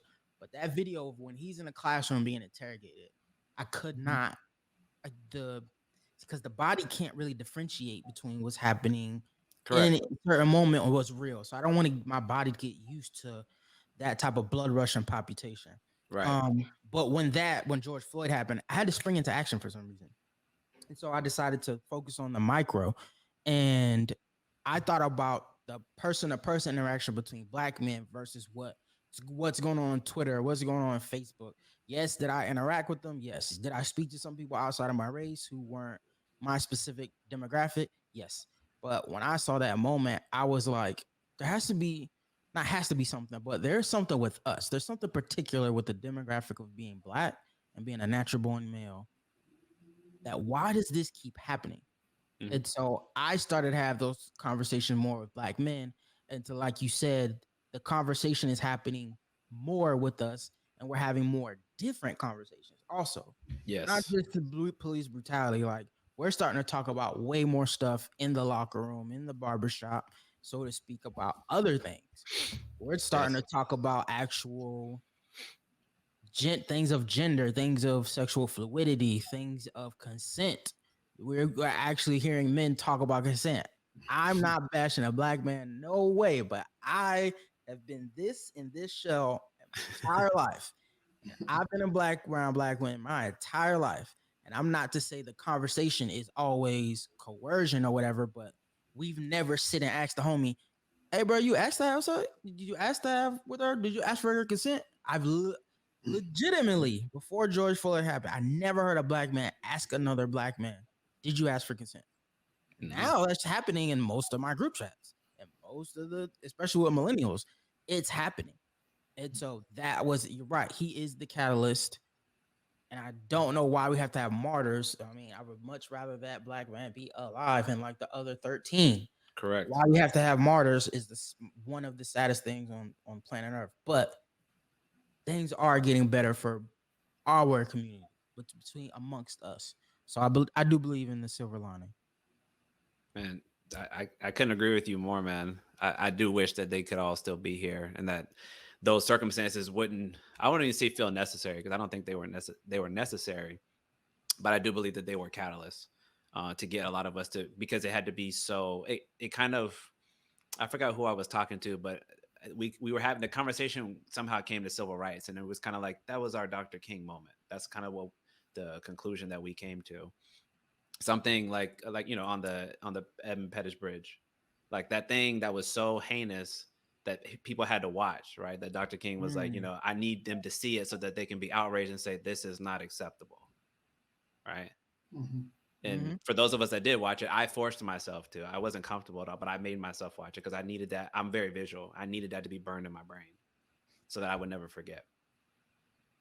And that's why I related it to me in my mind, was just like that for both of those situations. And I was like, sometimes I know it seems like we have to have those situations transpire for us to kind of have our awakening, if you will, and be willing to really start doing the work so that we can hopefully prevent these issues from happening in the future. Um, but I just noticed that it was a very, I would say, polarizing issue, again, for those who are not in the community and those that are. But also, I will give a lot of credit to those that are not, that seem to also be very, now I won't say equally, but very outraged by it as well, and wanted to actually do something, which, we saw the subsequent protests afterwards. Um, so, challenging topic, but I agree. And I'm happy that we are talking about, you talked about consent. I also don't remember ever having that conversation. I'm glad that we're talking about this stuff. And I just remembered something to you, Isaiah, and Travis. I'm pretty sure my father, I do not remember having the birds and the bees conversation. I will legitimately tell you, because to me, in my mind, it's so outrageous. It's very short. I remember coming home from school one day, and I had a big desk in my room, and I just literally had a giant box of condoms on my desk. And I went to my father's room and I asked him, I said, hey, obviously extremely uncomfortable. Hey, did you leave something in my room? And he was like, yeah. And I was like, is it for you? He's like, nah, it's for you. And that was it. And my Wow. father's a nurse. Like, like, like he knows that stuff. I'm like, why would you not tell me about like how my body's changing, about women, ejaculation, masturbation? Like, why would you not want to talk to me about these things? Mhm. Cut straight through it. So again, building that relationship, that's why I know as a father it's so important to create that level of comfortability, because some stuff is just awkward, man. Like, we get it. But what happens when you don't, man? You're seeking the information elsewhere. Now, what are the young guys going to do now? Probably going to go on YouTube, probably going to look at pornography, probably talk to their That homeboys, all this stuff, and like, oh yeah, that's real. No, it's not, man. But you don't know no better. because you don't got that relationship with somebody pull you to the side and say, hey, come here, man. Let me start talking to you about the real. So, anyways, I'm gonna come back to you, Isaiah, because we started to touch on this, but I just wanted to ask you like a follow-up question. When you were talking about when you initially sought out therapy, I know you said that you didn't have any particular hesitation or reservations when you went out, but have you known other brothers or sisters out there who you might have talked about it and noticed any particular things that they verbalized to you that if you had said like, oh, like you said, passively showing your growth. Mm. And when they're seeing that, it's like, oh, you went to therapy? Okay, cool. Do you remember hearing anything come up that say like, oh yeah, but I can't do that because, or we don't do that? Can you speak to that? So, and usually I'm in a lot of metaverse groups about usually around millennials. So the conversation around the millennials, of course, is more progressive and it's better around that space. The issue is really healthcare. Is our America's healthcare system about paying and about availability? And right Mm. now, the black therapist is like the new rock star. It's y'all are about to pop and be like super popular. And so my counselor, he's booked and busy like he's an Instagram model or a rapper. Sometimes when we're on our session, I can see him writing things down and trying to he's probably compartmentalizing, and which is fine. He does an amazing job. Um, but yeah, that's the only thing about healthcare availability and price with the healthcare. Now in the larger groups with some of the where I'm mixed in with Gen Xers and Boomers, I've seen and heard some crazy things. I mean, I've heard people say it's cliche, but I've heard the quintessential I got God, I got Jesus. I've seen and heard it's not what is it gonna do just to talk to someone. Hmm. I've seen and heard what is that gonna do for me? Does it really work? And everything to hmm, I don't know, simple deflection, simple like I don't need it. That's the biggest thing for me. Okay. Someone saying like it's like the mirror thing, like no one self accountability. Someone's saying like, well, what would I need therapy for? And then there's the knee jerk reaction of, what do you mean? And I'm a so happenstance. Like I work in the tech industry, so I'm not like Elon Musk. I'm not pretty robotic and like extraterrestrial in the tech sense. I'm very humanoid, fluid, empathetic, sympathetic. But sometimes things have to be logical for me and make sense. How Mm. could you, as a person, think that you have everything figured out? Like you being an organic organism and you thinking that you either may not need to talk to somebody or you need help. Are you really like, and I don't want to go into the religious aspect, but You don't have you to. can have Jesus and a therapist. You do know as possible. Like Jesus is not a real person. He doesn't charge you. So it's gonna cost more to have Jesus and a therapist. So why that doesn't occur to older generations, nothing personal. That's just never clicked with me. But overall, I would say with like we said before, post George Floyd, it's Mhm. a little more positive. Of course, us as black people are talking about it more. And it's a little more of an open conversation. That's good. That's good to hear, man. And I agree with some of the points that you mentioned too. Like I said earlier, religious and faith leaders is usually, in my experience growing up, I grew up in, just for the sake of the example, I grew up in Latino churches and I grew up in black churches. And for my experience, most of the time we go to the faith leader if we have an issue, whether it's relational with like your spouse or your partner, or even dealing with your children, you go to church. So, which again, we're not at all trying to discriminate and saying like you shouldn't engage in that if that's your process. But I want to emphasize the last point you just made, Isaiah. Why couldn't we have two? And to further emphasize what you said, that because you brought me back to the point I was trying to make earlier about baking in room, as I would say, to be wrong. Because we have to always remember that we have a very strong implicit bias, right? That's my worldview. That's my egocentric worldview. I like minored in anthropology. So I remember when I started learning that stuff, I was like, oh, yeah, that totally makes sense. You see things from your perspective. It's really hard to convince you or me or anybody to deem it otherwise. But even if you give it like a 0.1% or 1% chance that you could be wrong, you're more likely to be open to hearing other people's thoughts and maybe entertaining the fact that it could be something other than the way that you see it.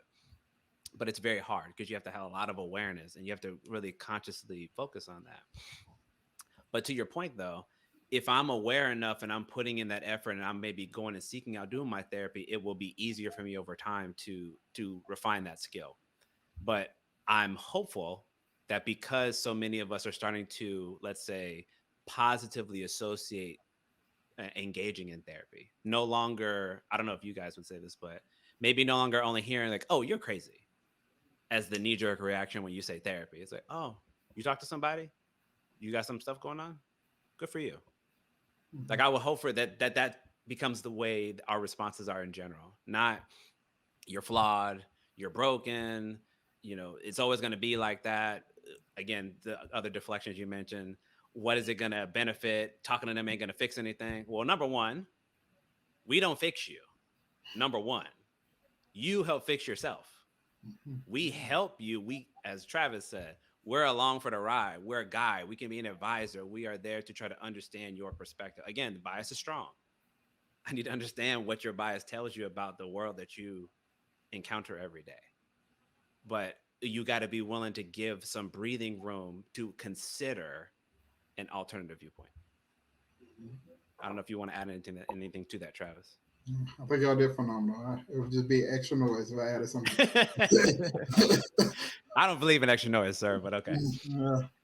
Okay. But going back to you, Travis, though, on a similar note with what Isaiah was talking about, do you notice, this is specific to when you were working or have been working more with the Black community, have you noticed any more common issues that people tend to present with initially?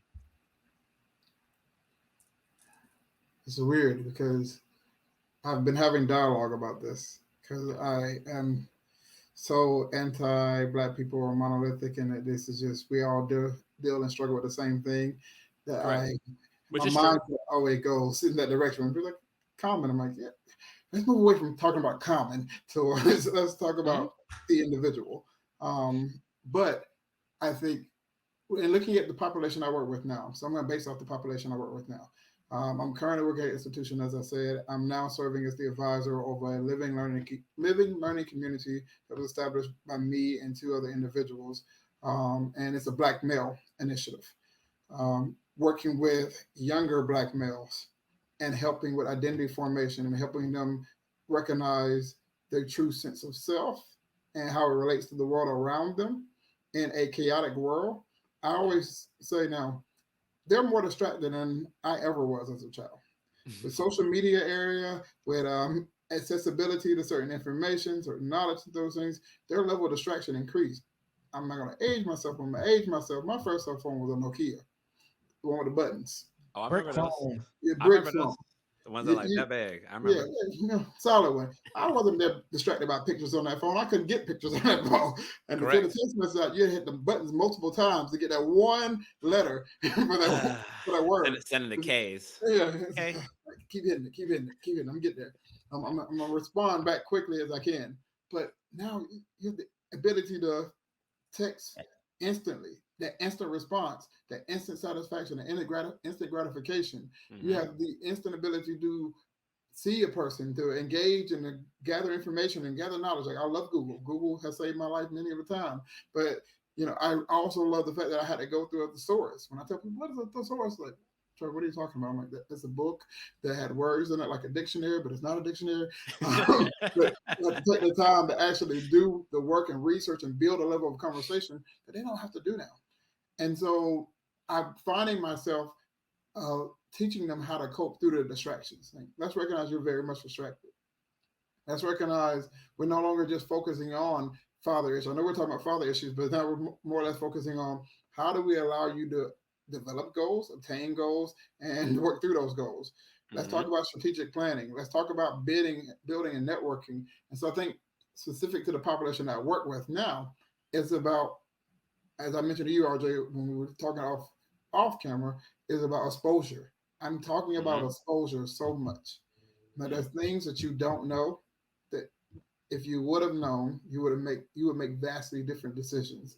So let's work on exposing ourselves to Right. things, experiencing things, trying new food, going outside the norm, having conversations with other individuals. And so I'm finding that to happen now. Also, I'm finding now that there's this big acceptance of, oh, I have these multiple diagnoses that I'm uncomfortable with. They walk into spaces and going, well, I have this disorder, this disorder, this disorder. I'm like, what? Whoa, slow down. Why do you have all the disorders? That's if you look at your culture, if you look at your lived experience, you don't have all those diagnoses. You don't have all those issues that come in. Well, do you know my problems? Like now I'm finding individuals coming in and talking to me. It's like, well, I already know the ACEs. I've had this trauma that happened in my life. Let's reshape. Let's redefine what trauma is. Mm. Let's see if you really have went through Take a a step traumatic back real quick. Let's make sure we're understanding the same vocabulary and jargon that yeah, we're using. yeah. And they're like, no, I have trauma. I'm telling you about my trauma. Like, no, that's an unfortunate event. That's not trauma. Your response to that unfortunate event is pretty normal. Um, and so renegotiating, redefining those things. So I find that whereas people are more receptive to mental health, I'm now kind of reshaping, redefining their dialogue, their definitions, and kind of what they say about themselves. It's like, oh, my family messed up, and so I'm messed up, and like that's not the epitome of your life.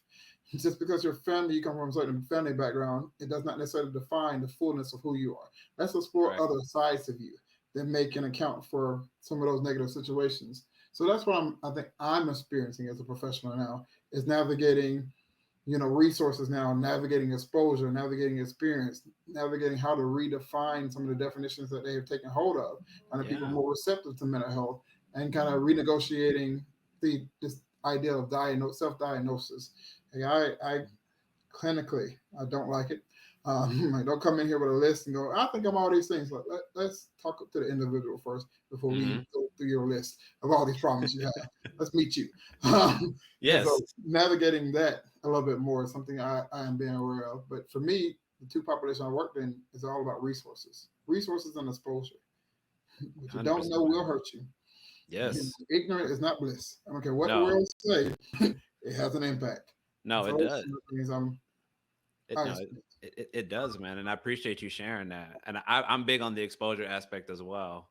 Again, because I think when you know better, you do better. When you see other things in different walks of life and the way people behave and interact, it gives you more. I think there's more that you can internalize in a healthy way to not only expand your horizons, but it might help you avoid certain pitfalls that maybe you wouldn't have experienced had you been stuck in your own local maybe community, we could say. Mhm. And so I definitely appreciate that. And thinking about the population, number one, kudos to you. And I'm glad those brothers have you because, again, we've talked about that offline. I don't even remember a lot of Black professionals in higher education. Like when I was in school, I mean, I do remember some women. I'm not going to sit here and say like there wasn't some sisters out there, but I definitely don't remember a lot of men. Definitely not professors. And even in schools, like K through 12, I don't know about you guys. I don't know a lot of Black male teachers. I actually have one Black male teacher as a client. And I specifically, he's a pro bono client of mine. And I took him because I was like, man, you're rare. Like, I know I'm rare in my field. I'm in a white female dominated profession. You are too. So I want to support you because I know there's not enough of people like you out there. Kind of same situation as what you were talking about, Travis, being in the community and largely catering and dealing with other children from the community. So I think there's something to be said for that. We want to raise awareness. So I'm glad that you brought that up, and I think the more exposure that we have and understanding that there is such a deficiency there, and that we need to bring more people to that cause, whether they are involved in this work or they want to get involved in it. Again, we want to promote and encourage more brothers and sisters out there to consider going down this particular path, whether it's through mental health, higher education, teaching, IT, like whatever it is that you want to do, but go into it with your eyes wide open. Be willing to accept new information and possibly expand your horizons beyond what you were culturally taught was relevant and appropriate. Mhm. But we know that takes time, right? We're not going to change this, probably not even in our lifetimes. Mhm. But I'm hopeful and I'm optimistic, that if we keep working at this, that slowly we can get there. Um, so Let me get off my soapbox again. To you, Isaiah, this is my final question to you, unless something else comes up. Speaking back to the concerns that people might have from our community to go seek out services, just from your experience, is there any particular type of guidance or advice that you would offer to them to help them be more encouraged to start the journey? Hmm. I'm gonna talk about their ecosystem and then go inside because it's more about who else around you could help you, but rather than me here. But for the sake of here, I'll do that. But be around people who are kind of different from you in the sense that they seem like they're self-aware. They seem not that they have things on a handle, but it seems like when things happen to them, you're sitting there asking them, "How can you be so calm?" Dig into that, talk, have that conversation. Like if it comes up to you, it's like, are you seeing someone? Are you talking to someone? Do you go to therapy? Maybe they have, and then that conversation with your friend, with that emotional connection, is gonna help Mhm. you lock that in. Your brain is gonna sew that in, tie a knot, way harder than me. But usually, what I do is start with the conversation of being more open. Um, that's all. From what I learned, all therapy truly is. I think you said it before. It's someone holding up a mirror to Mhm. you and saying, "This is you. This is what you're doing. When we trace this back to childhood, this happened, this happened, this happened. Let's move forward. This is kind of why you're doing that. Here's the connection. Let's figure out a solution." Mhm. And that has to start with you being more open about what happened during that childhood. Can you do that? Where does that start? With self. It's all self accountability is what really therapy is. So can you talk to yourself first? Can you physically go in the mirror and look at me and say, that happened? How about we talk about it? One thing that helps me personally, I can say about my personal account in this session is both my therapists, they told me that I need to have this conversation with my father. And they said, if you can't have it with him, then you need to have it in your head. Imagine him and just start talking. Mhm. Or you need to write it down. Oh All yeah. that says is you need to get it out. That's basically what Correct. I'm saying. I'm kind of talking around it. Get it out. It's poisoning you. That poison you're holding inside, hoping that someone else will feel it, you're just hurting yourself. You're killing yourself, essentially. So start from within. Be honest with yourself. Start talking. I don't know if you worry about whether you're going to be crazy or not. It doesn't matter. What matters is, Mhm. are you going to be healthier? What really matters? Do you want to be a better human being? Ask yourself that also. No, Um, 100%, 100%, man. yeah. I, And then starting from there, it'll help easier for you to have the conversation about therapy for anyone or go seeking it because you have to do the work. yes, we can underline that 5 times under, put 50,000 exclamation marks under the last part. And I agree with the being open and really being comfortable to share and be vulnerable. To me, that's one of the hardest parts. I found with people, just being extremely guarded. And like you said, when you see the childhoods we come from, sometimes you get it. Why you're so guarded? You probably needed to be, but to recognize some of the effects it's been having on us, that's when you got to look in that mirror and realize, like, okay. And I think, Trav, I think you might remember this because I remember hearing this in school. Um, like those things that you did then, they might have helped you deal with and navigate and traverse the environments that you grew up in, right? That probably were largely unhealthy, but you're Mhm. not in that environment anymore. So, but you're still utilizing those skills and tools that were somewhat functional, we could say, but they're no longer here. And you got to change that. You got to be willing to recognize the difference between these two situations and make those adjustments in your life so that you're no longer keeping all those things in. And I love the last thing that you said. I would just call that basically externalizing. You got to externalize your feelings. I'm a Mhm. big believer in journaling. I ask every single client I have ever to journal because it forces you to introspectively look on your life and learn to reflect on what you're experiencing in real time. Because a lot of times we minimize what we experience.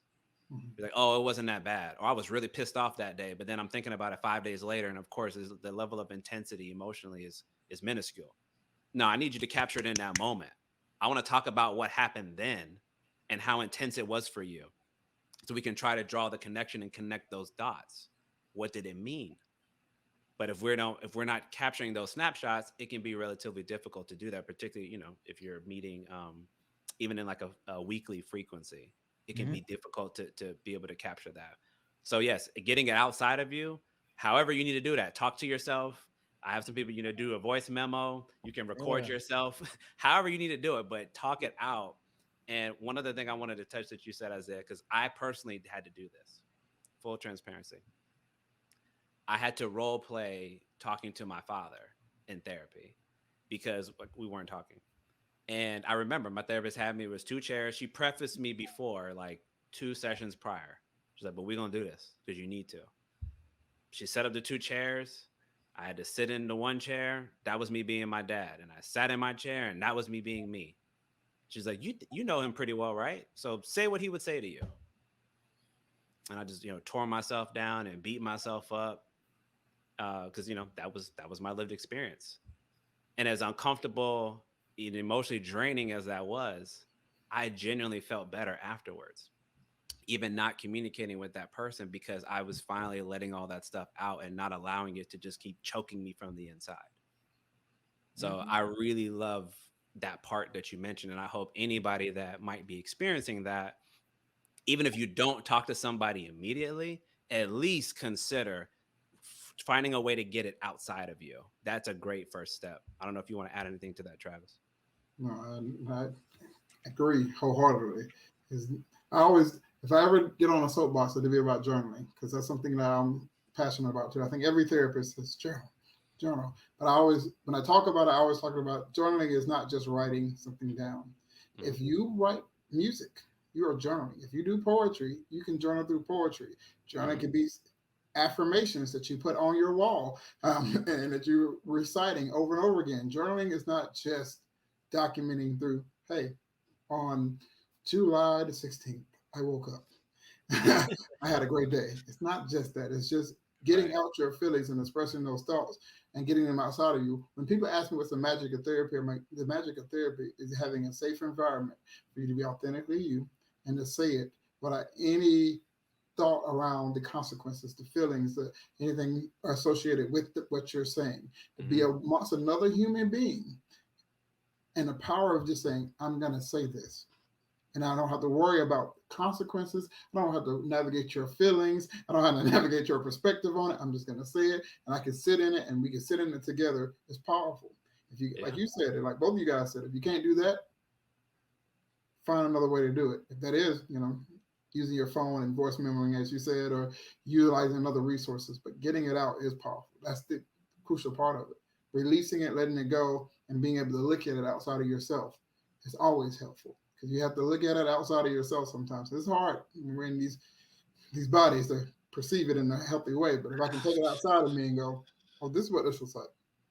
Yeah. Oh, Mm.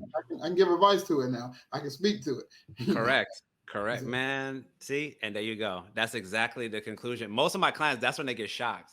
We look at it as like, oh man, that's why you had me do that.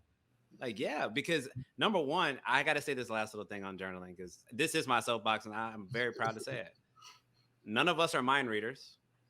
So I don't know what you're thinking, and I definitely don't know what you've been going through and how you've been feeling. So to me, journaling is the greatest tool for me to learn your perspective and your outlook on life, how you see things in real time. You have to give me that so I can experience it long enough to be like, oh, okay, I'm getting a sense of why you started to react that way. But I'm not just going to be able to pull that from nowhere. I got to see how you normally deal with those situations from you externalizing it via you sharing it with me directly, self-reporting. You wrote it in an app, you put it on a pen and paper, you voice recorded it, you filmed yourself on TikTok or Snapchat, whatever you did. I need that because it helps. Because then, yes, as you said, Travis, and that to me was the best thing you just said there. You can sort of start to objectively look at it.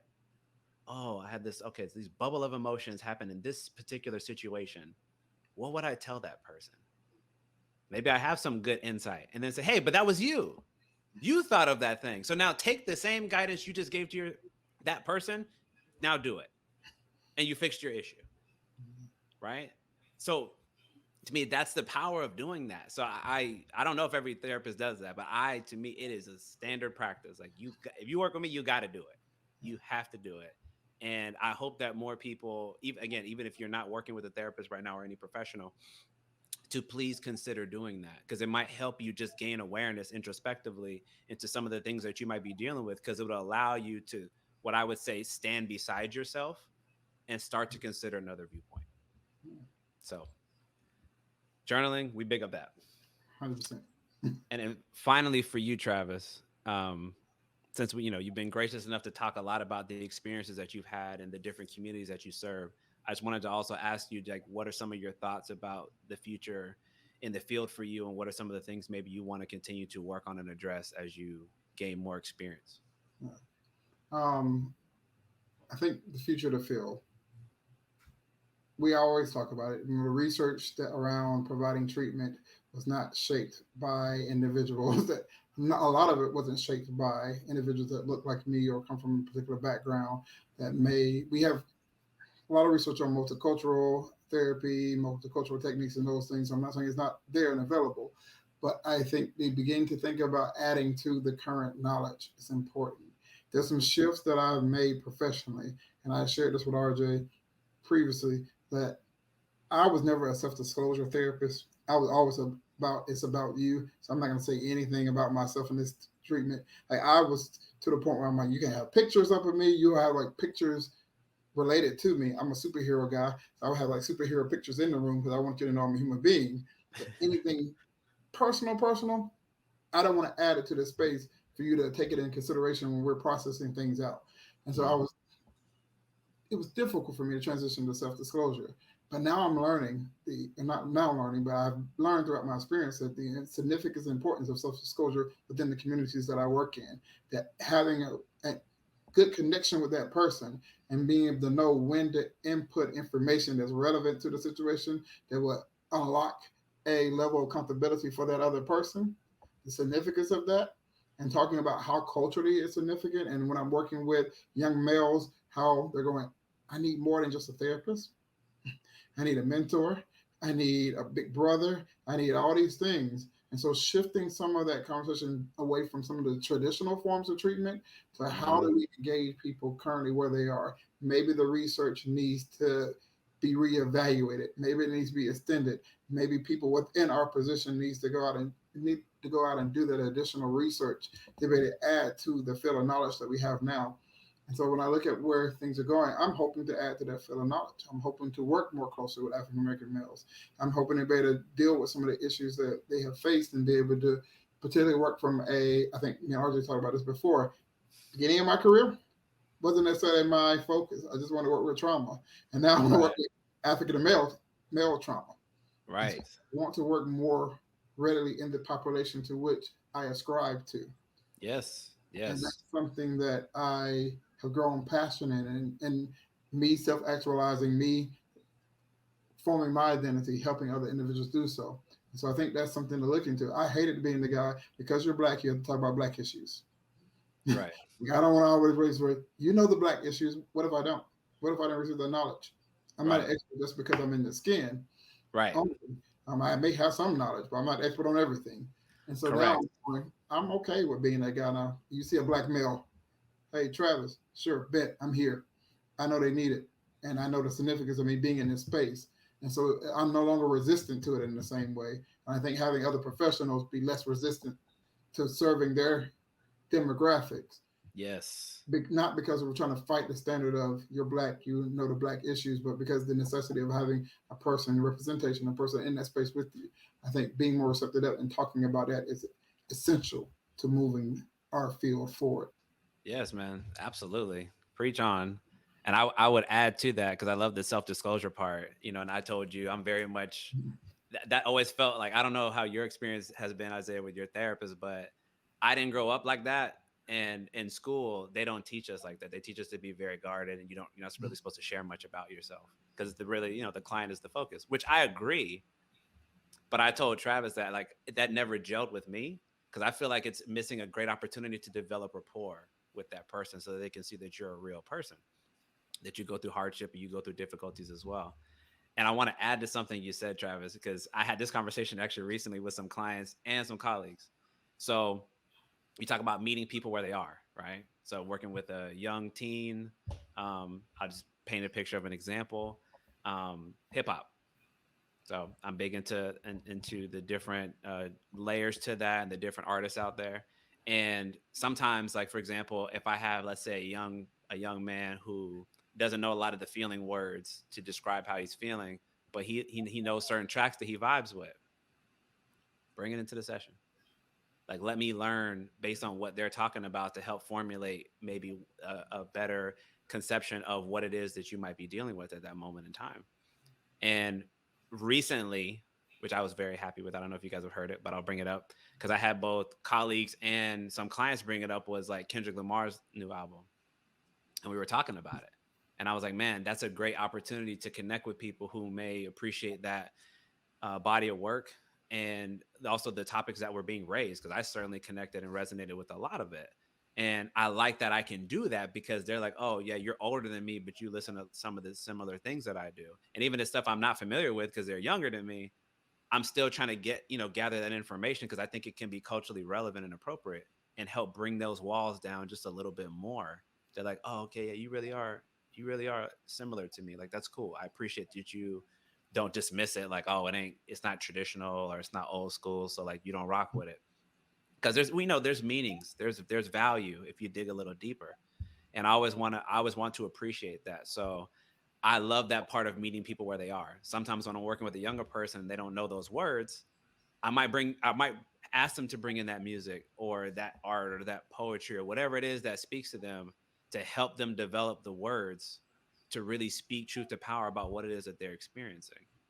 And I hope that there's more of us out there that choose to engage in that way if you're going to work particularly in this population, because I would say it in the context of we're relatively young in this space in terms of being comfortable seeking out these types of services. So we're going to be sort of like a novice, and we're not going to know the best ways to interact, and we don't all have parents who are walking us through this is kind of what it looks like when you go to talk to somebody professionally. So again, meeting people where they're at. I don't know if there's anything, Isaiah, that you wanted to just share with that at all. That's what I've been trying to do in my whole advocacy uh trail that I guess I'm trying to blaze for myself. There's other advocates, but I've learned that I used to she's created a lot of spice, I guess, in the mental health world as far as professionals. But I used to watch Miss Van Zant, Ayana Van Zant, and Yeah. she said that. She said sometimes, and it wasn't in the positive way that you're saying. It's someone, it was a woman, it was a married couple, and the woman was pretty antagonistic. She was always yelling. And Miss Van Zant just got up and she started yelling. She started getting belligerent. And of course, there's people watching. Oh, I thought she was a therapist. Oh, I thought she was a coach. She's supposed to be calm. And look at her. She's supposed to be teaching people. And then the next episode, she came and she said, listen, sometimes you gotta meet people where they at. If you don't bring it here, then unfortunately and coincidentally, that's how you process information. That is how you speak. That's something I had to learn from certain other women. Like they grow up in a household of just yelling and distress. And then after a while, when you listen to someone have a conversation and their octave is higher, and you're like, are you okay? And they look at you and say, what do you mean I'm okay? I'm just talking. It's just Right. like, oh, that's how you communicate because you function in dysfunction. And so, like you said, you got to meet people where you're at. So that's what I'm trying to do in advocacy and speaking about therapy and just speaking about maybe not even therapy, just positive ways of thinking about certain situations. Like, Mhm. oh, you may not be privy to this word. What's some other word that I think you may know? Or what could I talk about over here? And this is not being negative or I'm thinking I'm better than, but maybe misdirection. I could come from the back door rather than from the front door. So you may be better with this path, or you may understand this other information or this other area. Could I put the medicine in the candy? Mhm. I'm trying to be more of a servant of that because, like we said, that maybe in the beginning of the show, asking someone straight up, "Are you in therapy?" or "Have you thought about therapy?" doesn't pan out well at all. You're gonna start an argument. People are gonna just be triggered, and they're gonna Yeah. start. I say they're gonna start trauma vomiting. They're just gonna start projecting. And but yeah, that's what I've learned, and that's how I'm trying to carry this conversation and be of aid. Beautiful, man. Nah, I hope I can speak for Travis and other therapists. I say we appreciate you for being willing to not only to bear those parts of your story, but again to encourage other people out there to really seek that help in whatever way. And I'm a big believer in, like, the way we deliver these messages and the words that we choose to use, they always matter in any situation, because as you said, you can say something in a very direct manner, like, oh, you should probably go talk to somebody, and they might very easily get offended for whatever reason. And Objectively, you just say that, and but right, it's not the problem. right. But I also, like, I want to go back to what you said earlier, because I usually frame it this way. When you talked about how your experience and you doing a lot of this work, and it sort of allowed you to start to demonstrate and display different behaviors that other people could observe, right? Mm.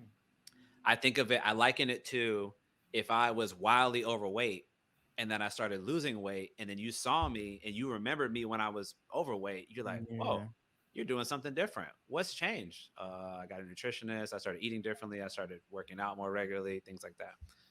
And it's a very passive way, that's how I phrase it. It's a passive way to encourage somebody to start the process. I'm not coming to you and say, you look horrible, you need to go do this, blah blah blah blah blah, because of course you're going to be met with resistance, because the way you're choosing to deliver that message to that person. But if I'm letting myself be the example, and if somebody's like kind of curious, hmm, what's changed about you, like, something feels different in, like, the way you've been communicating, or like your energy is different. Well, I just had my session yesterday, so I got a lot of the stuff out that I've been thinking about the last, like, week or so, and I don't know, I just felt really lighter today. Okay, can you tell me more about that? And allowing for, like, a little more curiousness and being inquisitive to maybe take over that person, instead of them feeling like, no, you're judging them and you're pushing them because you think that their life is all messed up and that you're the one that's going to help save them. So I'm always a big believer in, like, how you deliver that message is really going to matter. And if we really walk the walk and we just sort of exemplify and demonstrate it, it's going to be easier for people to want to get on board later. So again, kudos to you, Isaiah, for doing that type of work, man, and really trying to help uplift, what we're doing, because I think it's only going to help encourage more people out there to really get started. Kudos. I will invite you both in for some final thoughts or any closing thoughts or remarks you want to share, because this has been a hell of a conversation. I'm very, very grateful.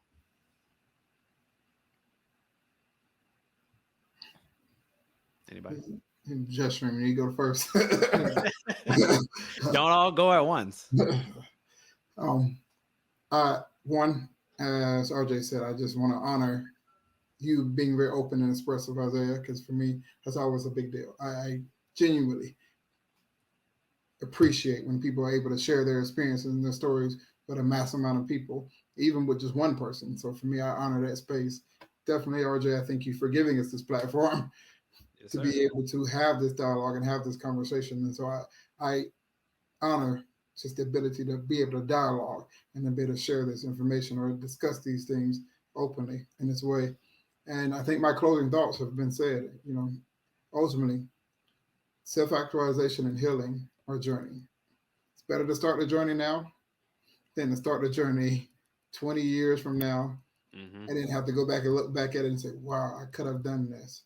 Again, in my experience as a therapist, the hardest thing that is hard for me to hear, and I've heard a lot, is to hear people in their 80s come to me and say, I've had this life, but I have not appreciated any of it. I have the family, I have the this, and I had a career, and I've retired, but it's not what I wanted. And from the outside, it looks like it's what I should have wanted, Yeah. but it's not what I imagined for my life. And all I had to do is make a pivotal decision in my life to get help, to take that journey, to make those changes. And I could have ideally had what I wanted in life had I chose to take action, as you said. So I reiterate what you said: take action. Don't just put it in thought. Don't just put it in perspective. That's where it starts. It's the action. Yeah. Well, I would say, Travis, thank you for the affirmation. I wholeheartedly, humbly accept. Thank you, RJ. Also, I mean, the only parting words. Usually, I say this. I'm like, when people watch a show or watch people talking about therapy, and not the light isn't gonna click, and they're gonna say, "Dang, now I gotta go to therapy." Let me call up my insurance. We're all real. That's not gonna happen. Almost everybody on here probably is not even gonna Google. Uh, probably one will be hopeful. Sure, One sure. will Google, but I would say the journey starts with you. There is a light at the end of the tunnel where there's a better you who could live better. And I mean, you spoke to losing weight. That there could be a mental health and an emotional health and stability that could have you feeling as great as a runner's high, or after you get done with an hour and a half workout where you just feel like brand new. You just feel healthy. Imagine feeling like that, not all the time, but majority of the time. And then when something wrong happens, you don't get triggered. You say, I got something that can handle this like it's nothing. And you could get back to peace. What you really want is inner peace. Yes. I'm telling y'all, there is a proven, beaten path through science and studies with a proven professional that can get you to there. Now, if you're not going to do that, please do some self work however you see fit. But I I respect everyone's religion. I pray that y'all start doing the work, because there is a better you at the end of this path, and you will enjoy that person and that life. Thank you for the chance to speak. RJ, thank you for thinking of me. It does not miss me, um, that even wanting my voice heard or opinion uh, in a in a shared space is definitely appreciative. So thank you. Yes, sir, man. And to both of you, man, I can't do stuff like this without good people like you all that are willing to have these discussions. And I know they're difficult. I know it's not lost on me how challenging it can be, no matter how many times I have these conversations. But I'm truly hoping that with more exposure and more experience for people to listen, to see people again that look like them and may talk like them and may have some similar life experiences like them, that they may be willing to actually start the process as you just beautifully laid out they could start with. And so again, to you two, man, thank you so much for being here. And I'm hoping that this platform and more importantly these conversations will continue, because again, it's not about me as an individual provider. It's really about getting people the level of encouragement needed to really get started, as you both have pointed out. So I think we're going to call that one a wrap, man. So thank you all again.